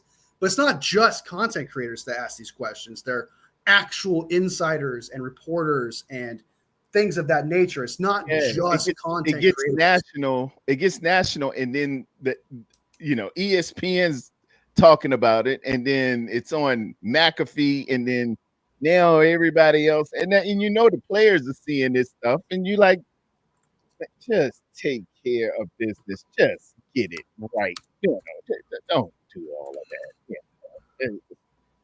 As Bill Belichick said, I'm not into the snap face and the Insta chat and whatever all that is. I'm here to play football. I'm here to coach football. Breaking news. First of all, insiders are real. That they can be wrong, but the insiders are real. It's weird to say, but somebody knows something. The 49ers have not signed DJ Humphries. They have not? They have not. The reports are false. So speaking of insiders. He's in the building though, right? DJ Humphries? This was 1 hour ago, according to NBC Sports. Humphries agreed to be heading to the 49ers the days after 2020 draft. His representation, his source, which is his agent, says that the sides agreed to a deal, but that contract was not finalized and nothing appears imminent. Humphries remains a free agent. So his agent, his representation said that they've agreed to a deal, but Humphries has not signed the deal. Sign your deal there, Humpy, if you're going to play. If not, hey, it's okay. I mean, DJ Humphries. It's just I didn't like this. I didn't care for the signing anyway, but I would like some depth, I guess. But I don't. He'd be like Campbell, F. Campbell. We're getting started over him. But it's kind of like the difference between that though is like there was a huge difference between Eric Kendricks and Campbell to DJ Humphries and whoever else we pick up. Like it's not. To me personally, it's not a big thing if we miss out on DJ Humphries. Personally, yeah, he's older. He was mid at run blocking, not very good at pass blocking or whatever. I think you might as well go with depth. It's not the end of the world. Is what I'm trying to say. Yeah, definitely. I ain't worried about DJ Humphries. He'll get it done. But surprise! It's definitely a surprise. He mad Trent is better. Bebop Jones. He might be. The same way Devondre, what's his name? Devondre Campbell was mad when Greenlaw came back. Oh, yeah, you're dogging me. Oh, I'm not even going to play. Yeah. All right. So what's the next on the docket? That was it. Just where we can improve on the contracts.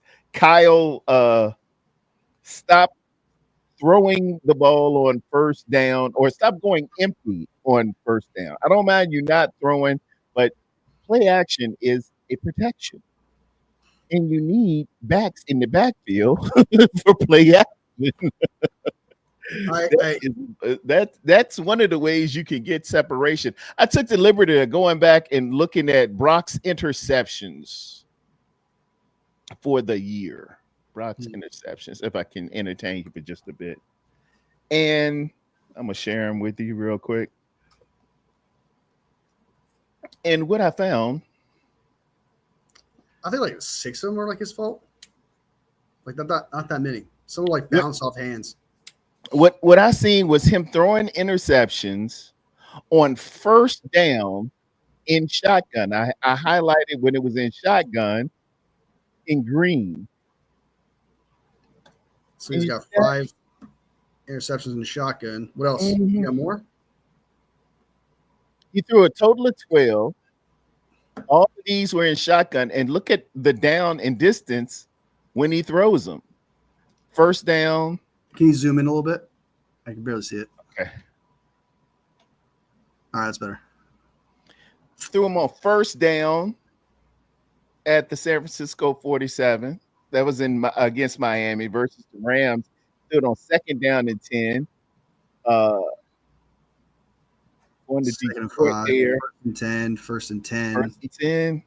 First and 10 versus the Detroit Lions. First and 10 versus the Arizona. Out here in shotgun. Just throwing that ball on first down, man. The other one, that's second and 8 versus New England, but we beat them pretty soundly. First and 10, that was under center there. It was a pass short intended for George Kittle, intercepted. But on 3rd and 6, that was shotgun, and you need shotgun there. They were just a better team than us. Kansas City was. They went on to win the Super Bowl. No, they went on to go to the Super Bowl that year. Yeah. But so one play, so just one, so 2 were shotgun. 50, weren't shotgun. 50% of his 12 interceptions, 6 of them were on first down. Of those, 83%, 5 of 6% were out of shotgun or empty set. What I'm trying to say is analytically, you can be a lot better if on first down you just come with a single back formation, I back formation, split backs, something in motion out or something, giving the defense some sense of threat that you could possibly run the ball. because you got at least 2 more downs. Don't come out and empty set on shotgun on first down. You see what I mean? That's just a quick, easy fix. I ain't even getting into the crux of the matter in the passing concepts and mesh rub, things of that nature. Just stop the empty sets on first down. And we've eliminated six of these mistakes just on that alone. I think that when someone asks like why is he throwing interceptions on first down, I think it's because it's predictable. I think the play becomes predictable at that point. You know it's a pass. And when you know it's a pass, that means the safeties don't have to respect the run. And when the safeties don't have to respect the run, they can just read the play and then they jump the ball and they intercept it. That's what happens. Linebackers can do the exact same thing. If they don't respect the pass, if they just think it's a pass every time, they're just going to wait for the ball to come their way and they're going to pick off the ball. Some of the interceptions, it bounces off Debo's hands and it's an interception.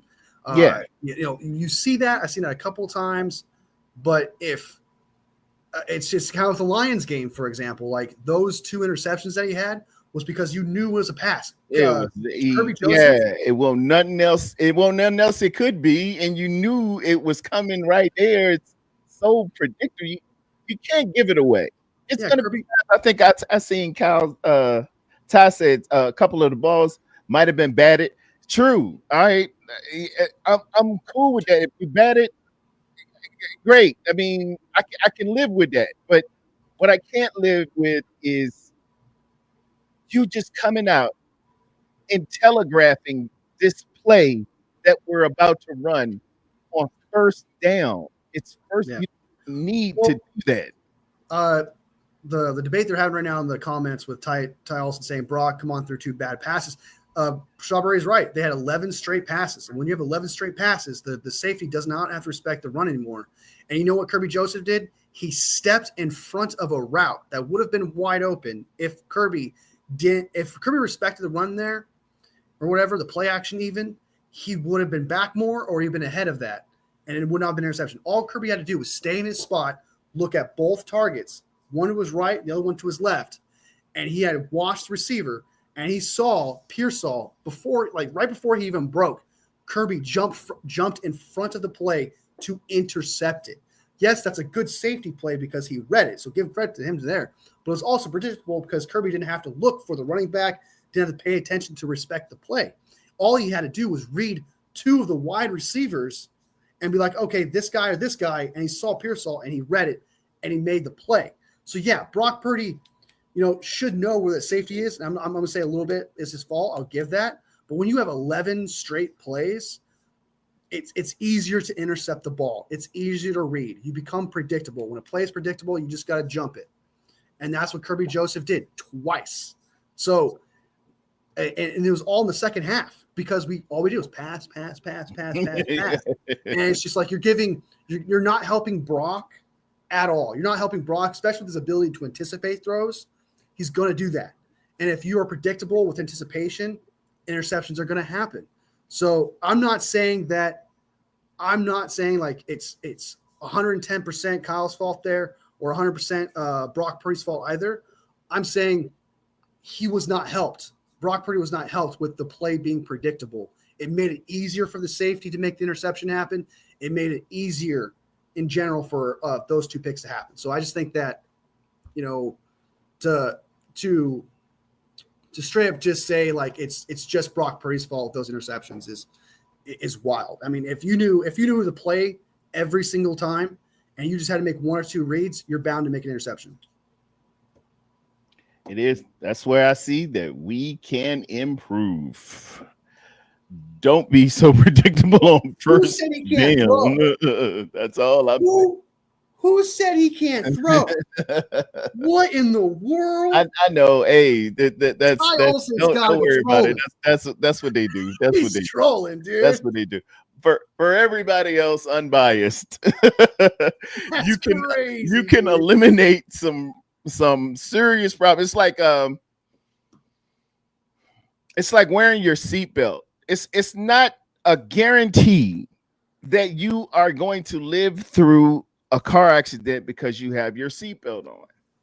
But just with analyzation and giving the analytics of it, you are precipitously much more safer wearing your seatbelt every time.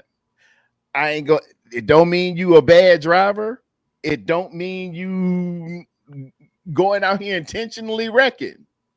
But wear your seatbelt every time, because if it accident does happen, it has been shown that you just are safer with the seatbelt on.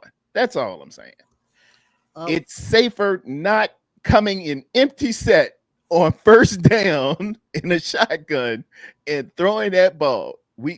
All you need is 3.5 yards. 3.5 yards. Sometimes you got to do it. You got to do it because it could be, moments left in the game and you're in a speedy rotation or you're up tempo. But here in San Francisco, we don't do up tempo until the game is on the line. So all I'm saying is, to get better, where can we improve? Don't do that crazy stuff with the formations. I don't know about Tarrerdome here, because I think you should do both of passing and running. So y'all are saying he shouldn't run the ball. We also did not run the ball only. We also did not say that. No. I ain't say run the ball only, Ty. I said don't come out in a shotgun empty set formation. You can throw from under the center. You can throw all you want to, but to come out empty set, you have eliminated a defense, the threat of a run. They know you're not gonna run it because Brock doesn't do quarterback draws. Now, it might work for Baltimore because you got that 4-2-9 back there. That's different. We don't have a single threat of a run which lets a linebacker drift back or lets a strong safety or a strong side linebacker drift back into the lanes where he has obviously studied and know, they're going to do comebacks right here. From that formation, they usually do this. They do that. They already know it's empty set. They know to go back. It's a pass. The play, because it's not. The one thing that me and Tarrerdome have notably disagreed on to the extent is how much we should run the ball and stuff like that. That's one thing we've notably disagreed on. But when it comes to passing the ball and running the ball, you should do both, because you don't want your plays to be predictable. You don't want it to be like, okay, I know this is a pass 110%. You're saying Brock threw 11 straight times, and we were down 2 scores. We were down 1 score and we threw 11 straight times and threw an interception. Then we decided to throw the ball again and we were down 2 scores because they scored right after that interception. That's what happened. Now, but even then, if you're running 11 straight times, even if you're down 2 scores at the start of the third quarter, and you just pass, you're going to throw an interception.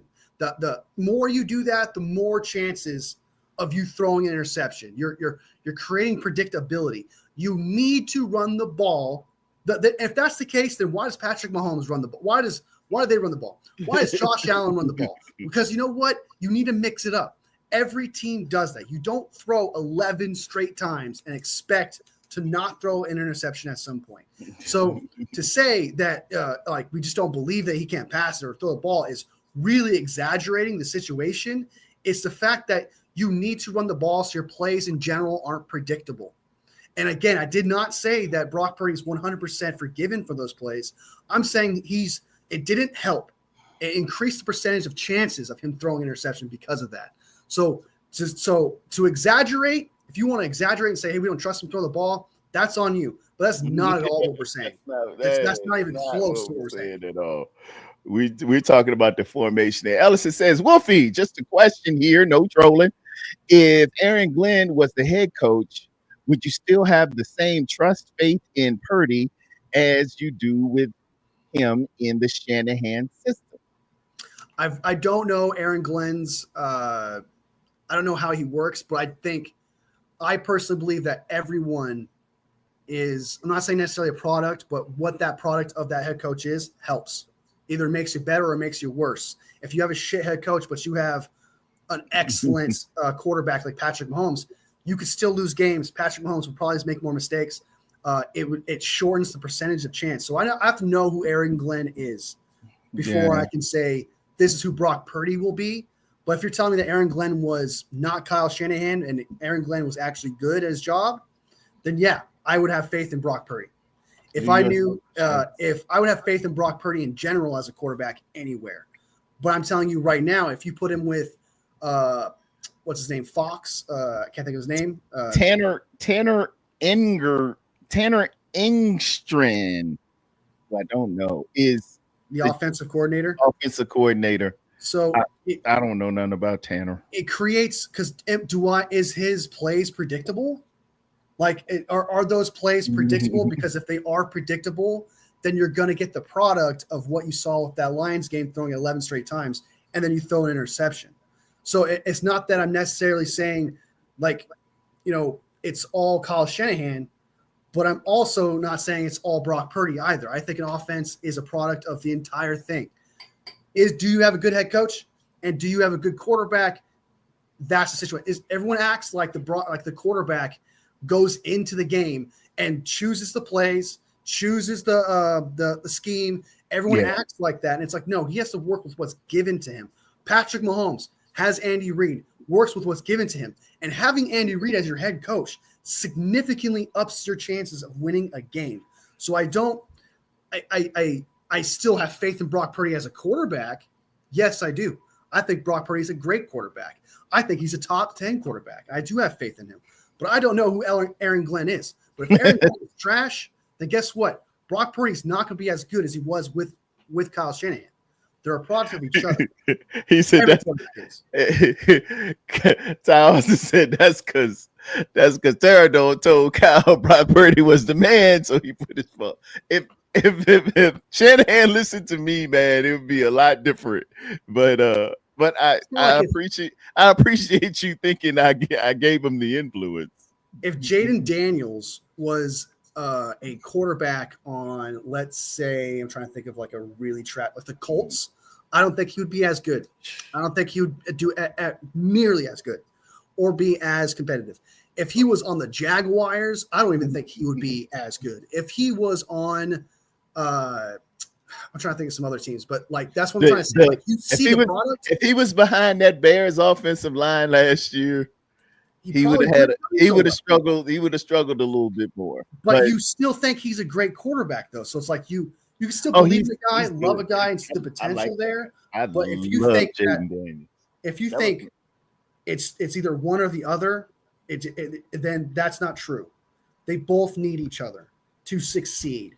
Oh, you can't just have one trash quarterback, one trash head coach, and a really good quarterback and expect to win games all the time. It's more the offensive coordinator. He's got some good. You got to have some good plays, good concepts, and good.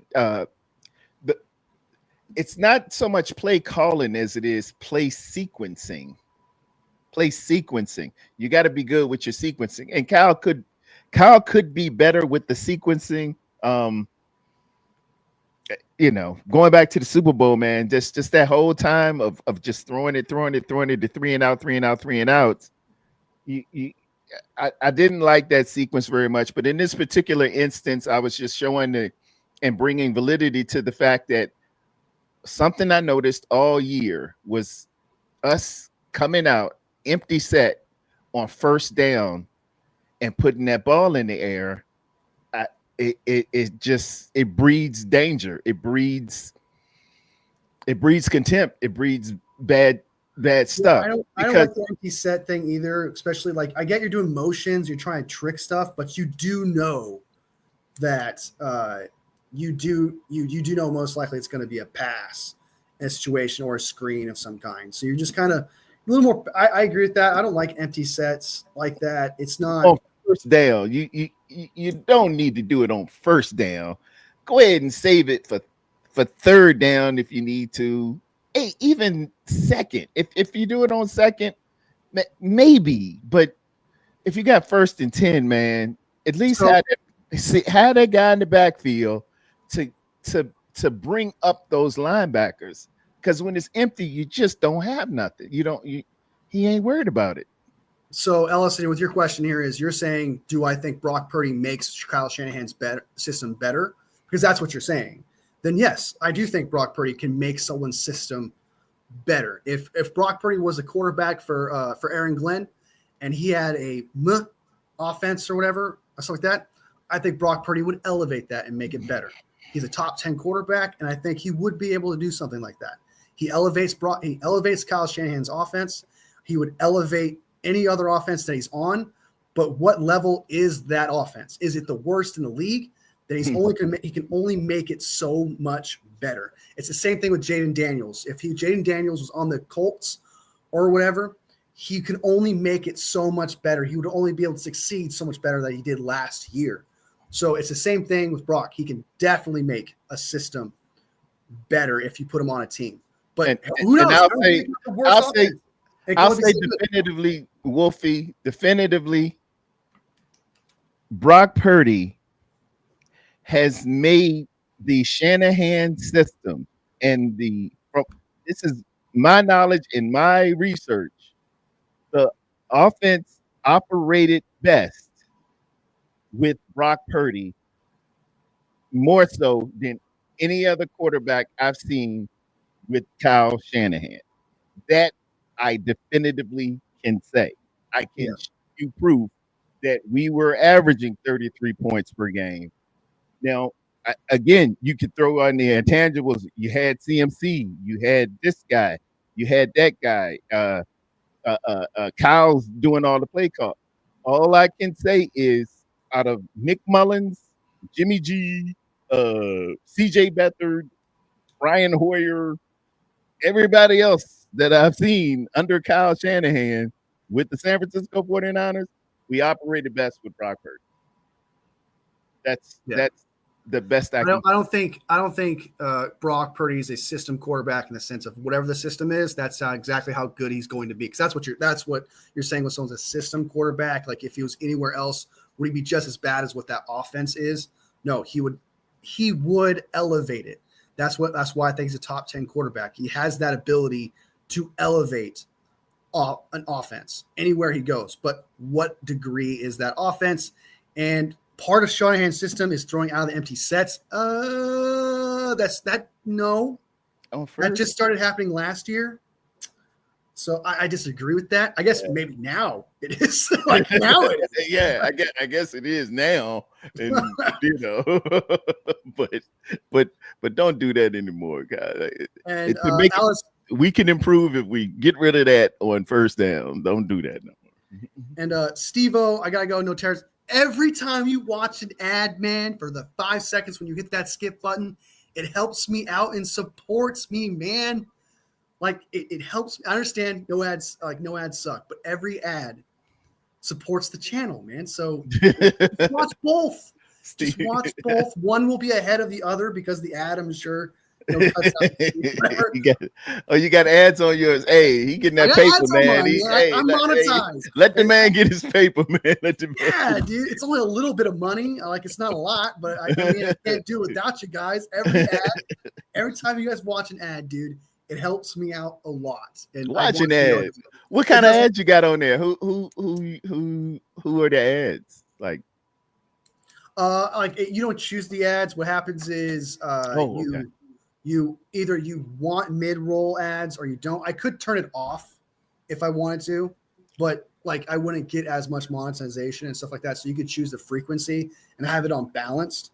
So like once I think like one appears every 8 minutes. 8 to 10 minutes, like one will appear. Oh, wow. Okay. But you don't choose what the ads are. Okay. YouTube picks.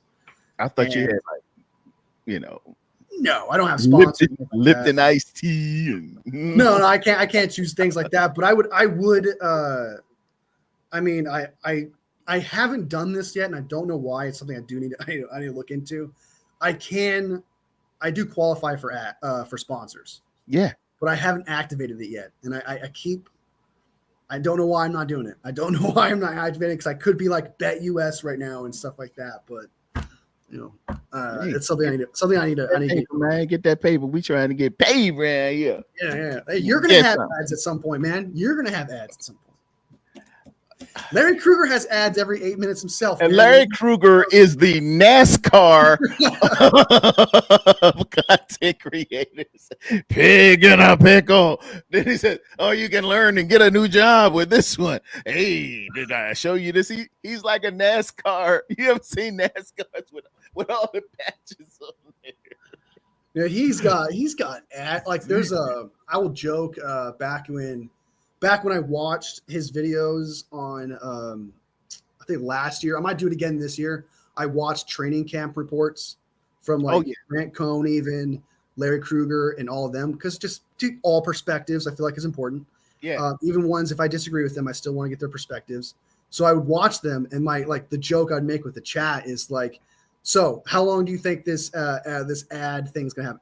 1 minute 30 seconds, 1 minute 45 seconds. Because he has to do Pig in a Pickle. He has to do the card stuff. He has to do Bet US, mattress. You got it's like 2 minutes of ads. Yeah, you can get 20. He works them into the conversation. And speaking of getting points, you can get $5 off of this. He's got that radio background. He knows how to use the segues. He's a segue guy. He's getting it. 100%. I feel like Pig in a Pickle though. I should be Pig in a Pickle needs to hit me up though, because I will dominate that shit. Because sometimes he's like Pig in a Pickle. I'd be like Pig in a Pickle. Make sure you're there and get yourself the crystal kill. You would step it out. Yeah.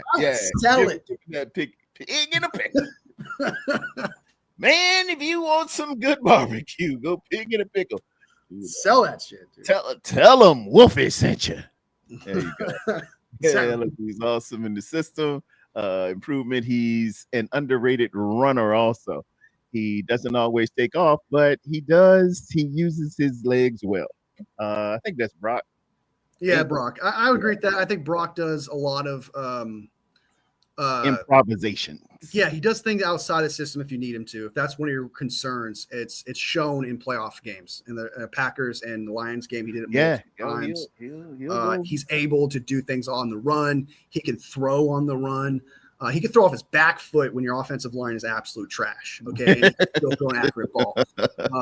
I can show you multiple games where he's done.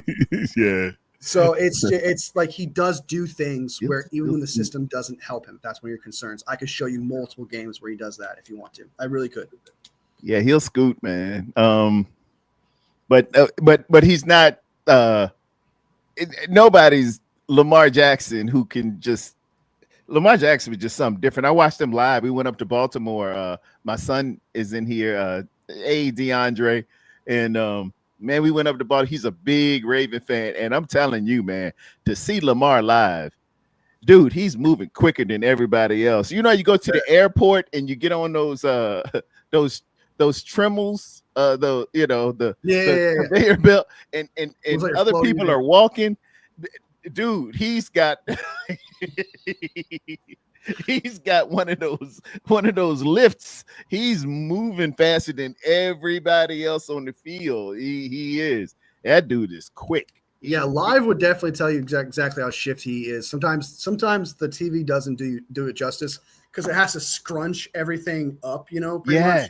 So it makes it look like he's just barely moving here, barely moving there. And it's like you should have tackled him. It's like I even I have to because I'm hypnotized by it sometimes. Even I have to shake myself out and be like, he is doing some crazy moves and stuff. Yeah, that dude fast. That dude fast. And then he would scamper for a run. You was like, okay, well it's 2nd and 5. He didn't make the first down. And then he said another runner 10 yards. You're like, it won't but it won't but 2 seconds. How did he get 10 yards? He's really good at that, and obviously because of speed, but he's really good at his not play action. His play action. He faking that thing and read option. The read option. He killing you. Really good at that. He different. Brock Purdy is a lighter skinned Lamar. He just doesn't show it. He had a really good shuttle. So I mean, he's got that. Don't know about speed though, but yeah, for that sure. Dude, man, that dude fast. He's got he's got sneaky speed like what's his name does, Patrick Mahomes. Like Patrick Mahomes has a dad. Patrick Mahomes is quicker than you think. Yeah, he got to be, because he's messing up people's angles. They're trying to go at him with an angle, and then he'll outrun it a little bit, or he'll hit a little spin or something. It's got to be something. I know these football players aren't just the Washington Generals, like for the Harlem Globetrotters.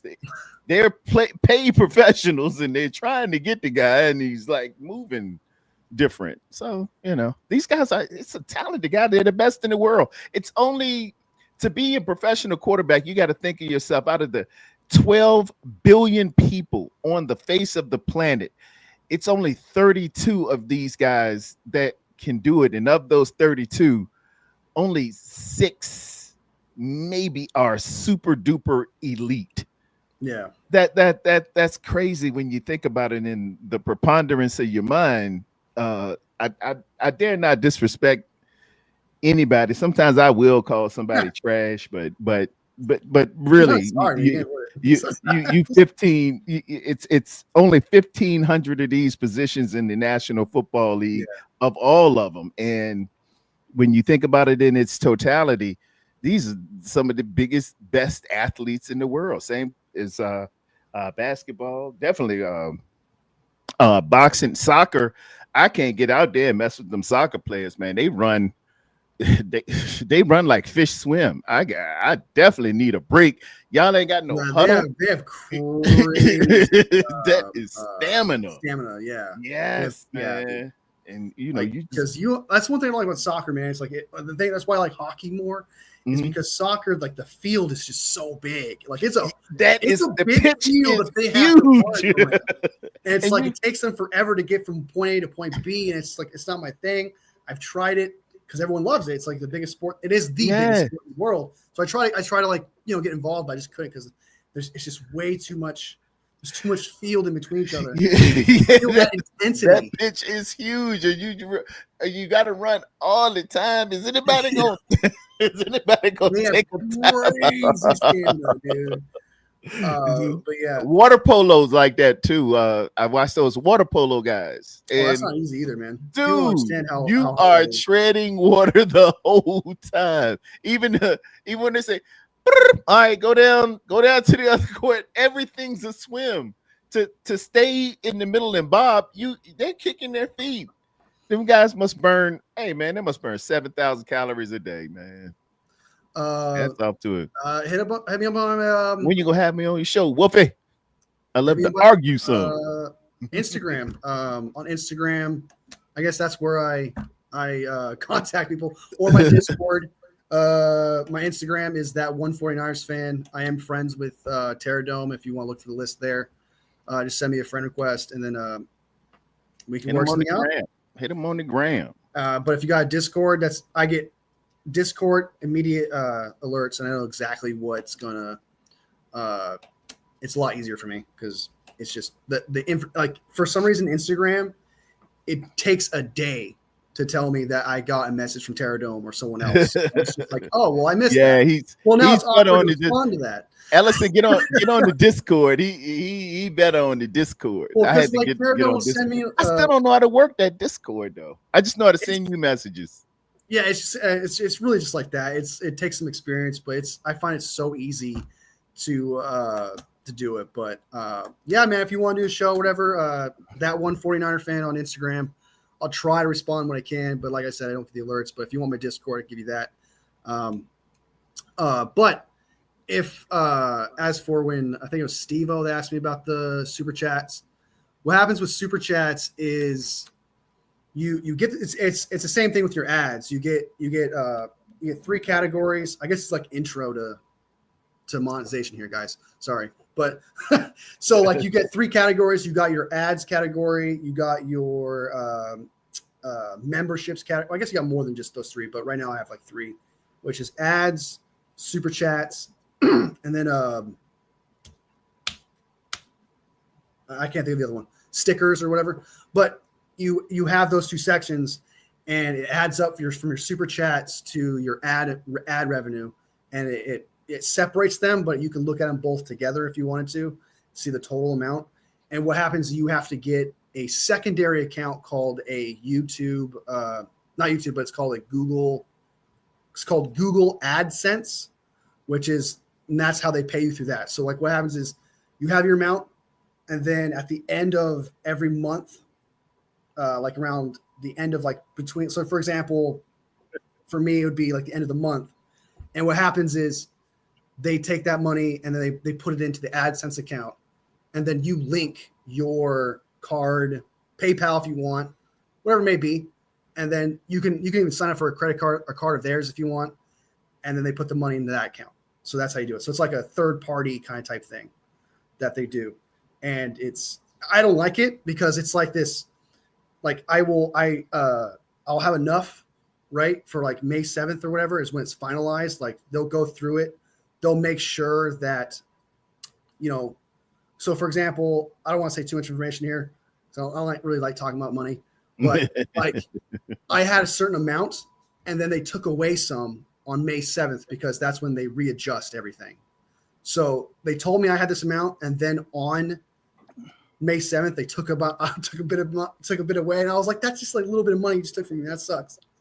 It's like a little play money pretty much. And it was finalized, but I'm not going to get that until the 21st to the 25th. And that's when I can add it to my account. So it's like a month and a half you get paid, really, if you really think about it that way. But yeah, that's how super chats work. You get the super chats, your adds together, puts in the Google AdSense, third party, and then your account. So if you were curious about how that works, I always was curious about that before I was monetized, exactly how that worked.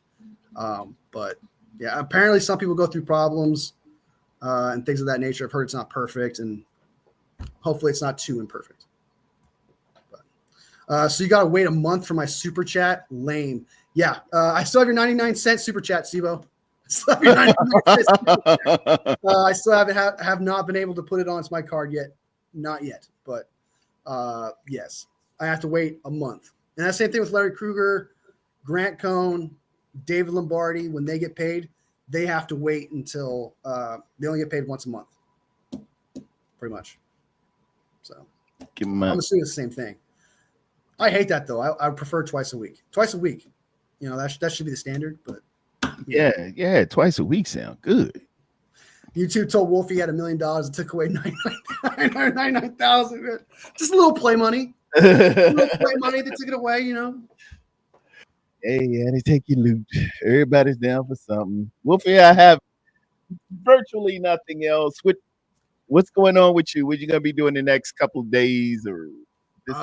Tonight I might end up going live again, but if I don't go live again tonight, it's going to be tomorrow, and I'm going to talk about my POV of the schedule and just kind of go over the schedule again, and then some of the news that we talked about today. Really, kind of like recapping everything we talked about today and just doing it again, but me though, and just kind of going over it. So probably go live tomorrow. Maybe I'm trying to introduce this new thing when I go lives now, which is like memes and stuff. I do like, because I want to branch out a little bit. I do like talking about the 49ers stuff, but I kind of want there to be like a jokey thing involved. Yeah. I see you. Now, how do you do that? Well, we'll get into that later, but I like the one you're trying to pick all the cities. Cities of games. Oh, yeah. That is that's pretty cool. What was it? That's a filter on TikTok. So you're allowed to, it's a game they made on TikTok. So when TikTok goes away in June, from what I've heard, I'm probably not gonna be able to play those games anymore, but that's where I play those games from. They threaten TikTok every day. I don't know what's happening. I really don't. It's going away. Y'all better get it in. TikTok's going. And then there's a reprieve from the governor. Yes. Okay. 90 more days. That's it. And then I was like, you know what? 120, only 120. Okay. All right, we're only giving you 120. Only 120 days, but happens, after that, now we're serious. Now we're serious. I got whiplash, man. I can't take it anymore. The scheduled video was lame. Well, thanks, man. I appreciate that. I worked really hard on it. It's not for everybody. It is what it is. I think he's talking about the one that they put it out. Oh, okay. I put out a video before I went live here. I put out a shit talking about, and I was like, "Well, thanks, man." No, he's talking about the love there. No, he's. You handled that like a G, though. Yeah, he's like, did my best. Sorry you didn't like it. That's not for everybody, you know. Screw you. I thought he straight just took a. I thought because he was so casual about it. And I was like, oh, well, it was the Niners schedule. Yeah, they put it out last. I caught the tail end of it, and that's when they were talking. They gave a hint. They did it like a video game, I think. I didn't see it all, but it hasn't gotten the greatest reaction. It looked like they tried to do like a video game theme instead of just, you know. But okay, I didn't mind the theme like that. I didn't mind, but they were very nice to everyone.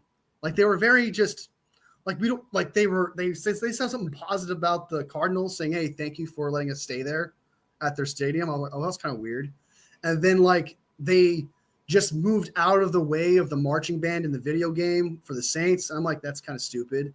Like I like the idea, but they should have done something fun with it, and they didn't do anything like that was jokey or crazy idea. It was like the most basic thing they did with that idea. I feel like it could have been more.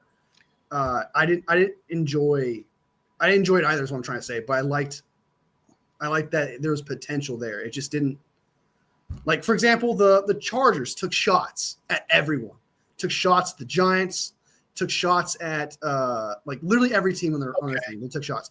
The Miami Dolphins, not the Dolphins, the Colts. That's what the Colts played the Dolphins week 1. They had a Minecraft theme.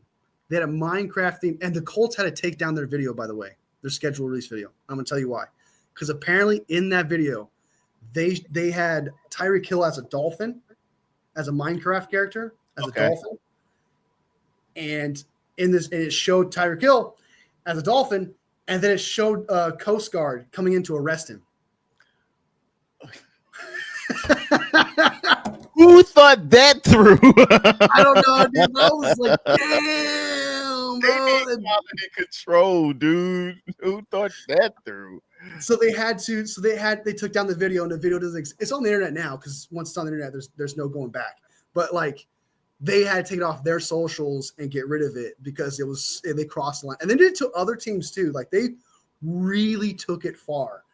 And when I saw that, I was like, damn, dude. I was gonna make a short on it, but probably do that later today. But still, I thought that was, see, that's what I'm trying to say. Like, people were burning each other, making fun of each other. There was the Rams.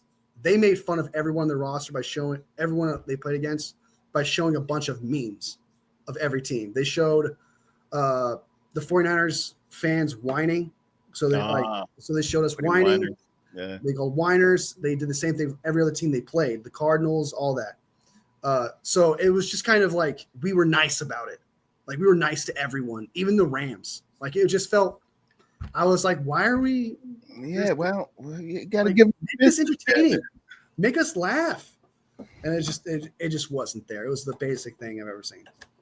Yeah. But I did like the story of like the jerseys dropping behind them after the schedule release. And I did like that. And that's what that was the main thing that the main takeaway, I should say, is of a lot of people. They like the jerseys. Something about the jerseys. Again, I didn't see it all, but yeah, that's one of the things they said on social media was like, clearly you guys didn't finish the video, which is talking about like when they finished the schedule video. Yeah, when the game was over, everyone stopped watching and didn't wait till the end because at the end of the video, the box falls and it shows the guy opening the box and like gold shines in his face. Okay. And no one stayed to watch that. And so like the social media team for San Francisco posted on their social media saying, clearly you guys didn't finish the video, because everyone's asking, well, what about the jerseys? What about the jerseys? What about the jerseys? And it's like, well, at the end of the video, we talk about yes, it. I Didn't watch it.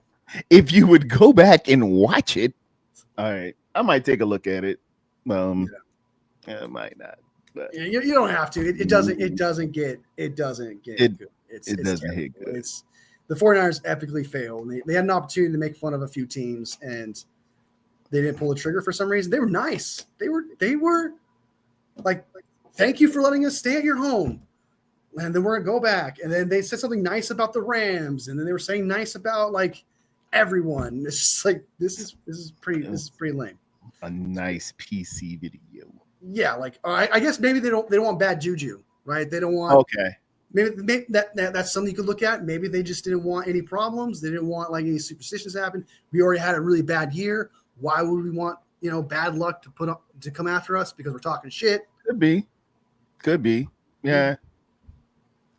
So. Yeah. All right. Well, I have nothing else planned. I might make some shorts from this. Our 3 hour and 46 minute. We are getting so much better. To our usual 3 hours and 48. We had a lot to say. We had a lot to say. The schedule was out.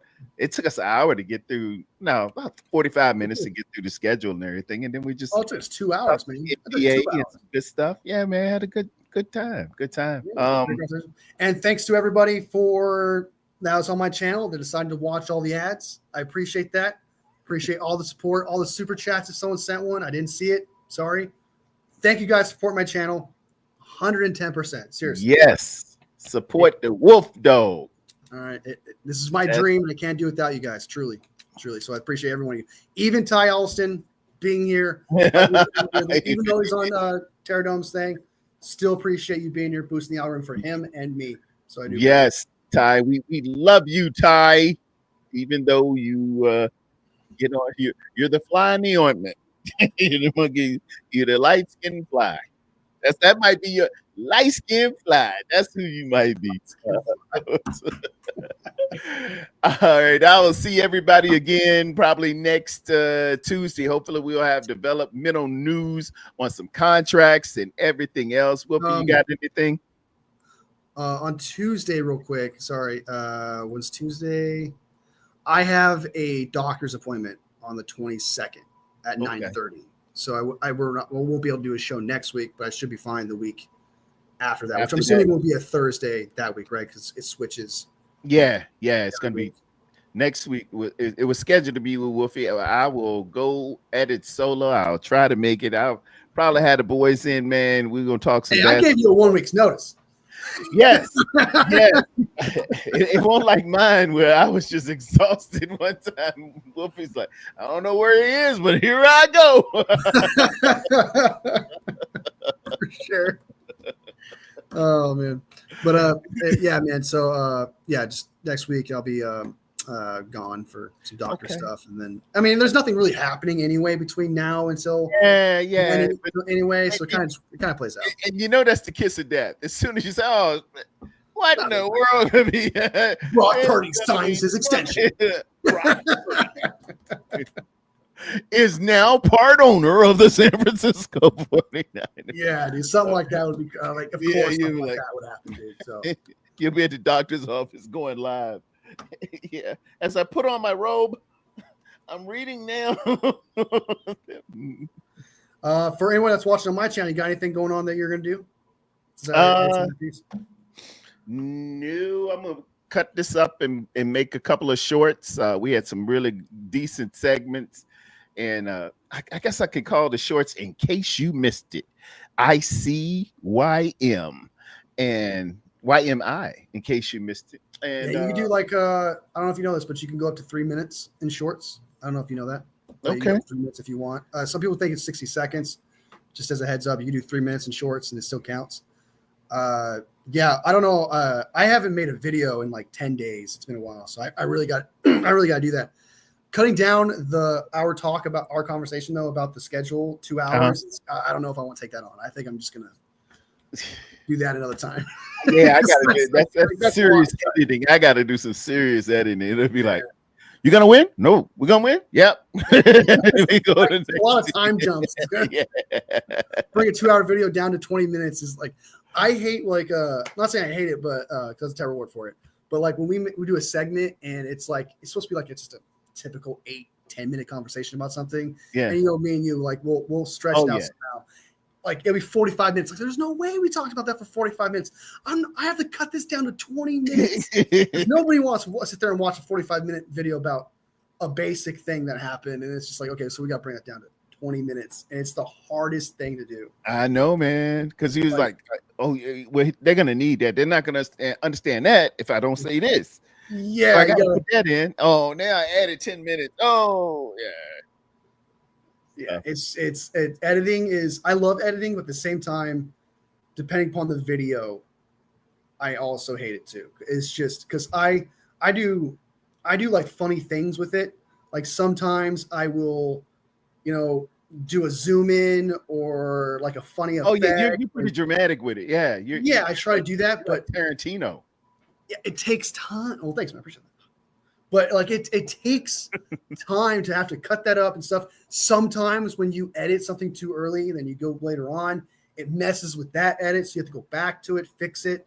And it's like, it's so time consuming.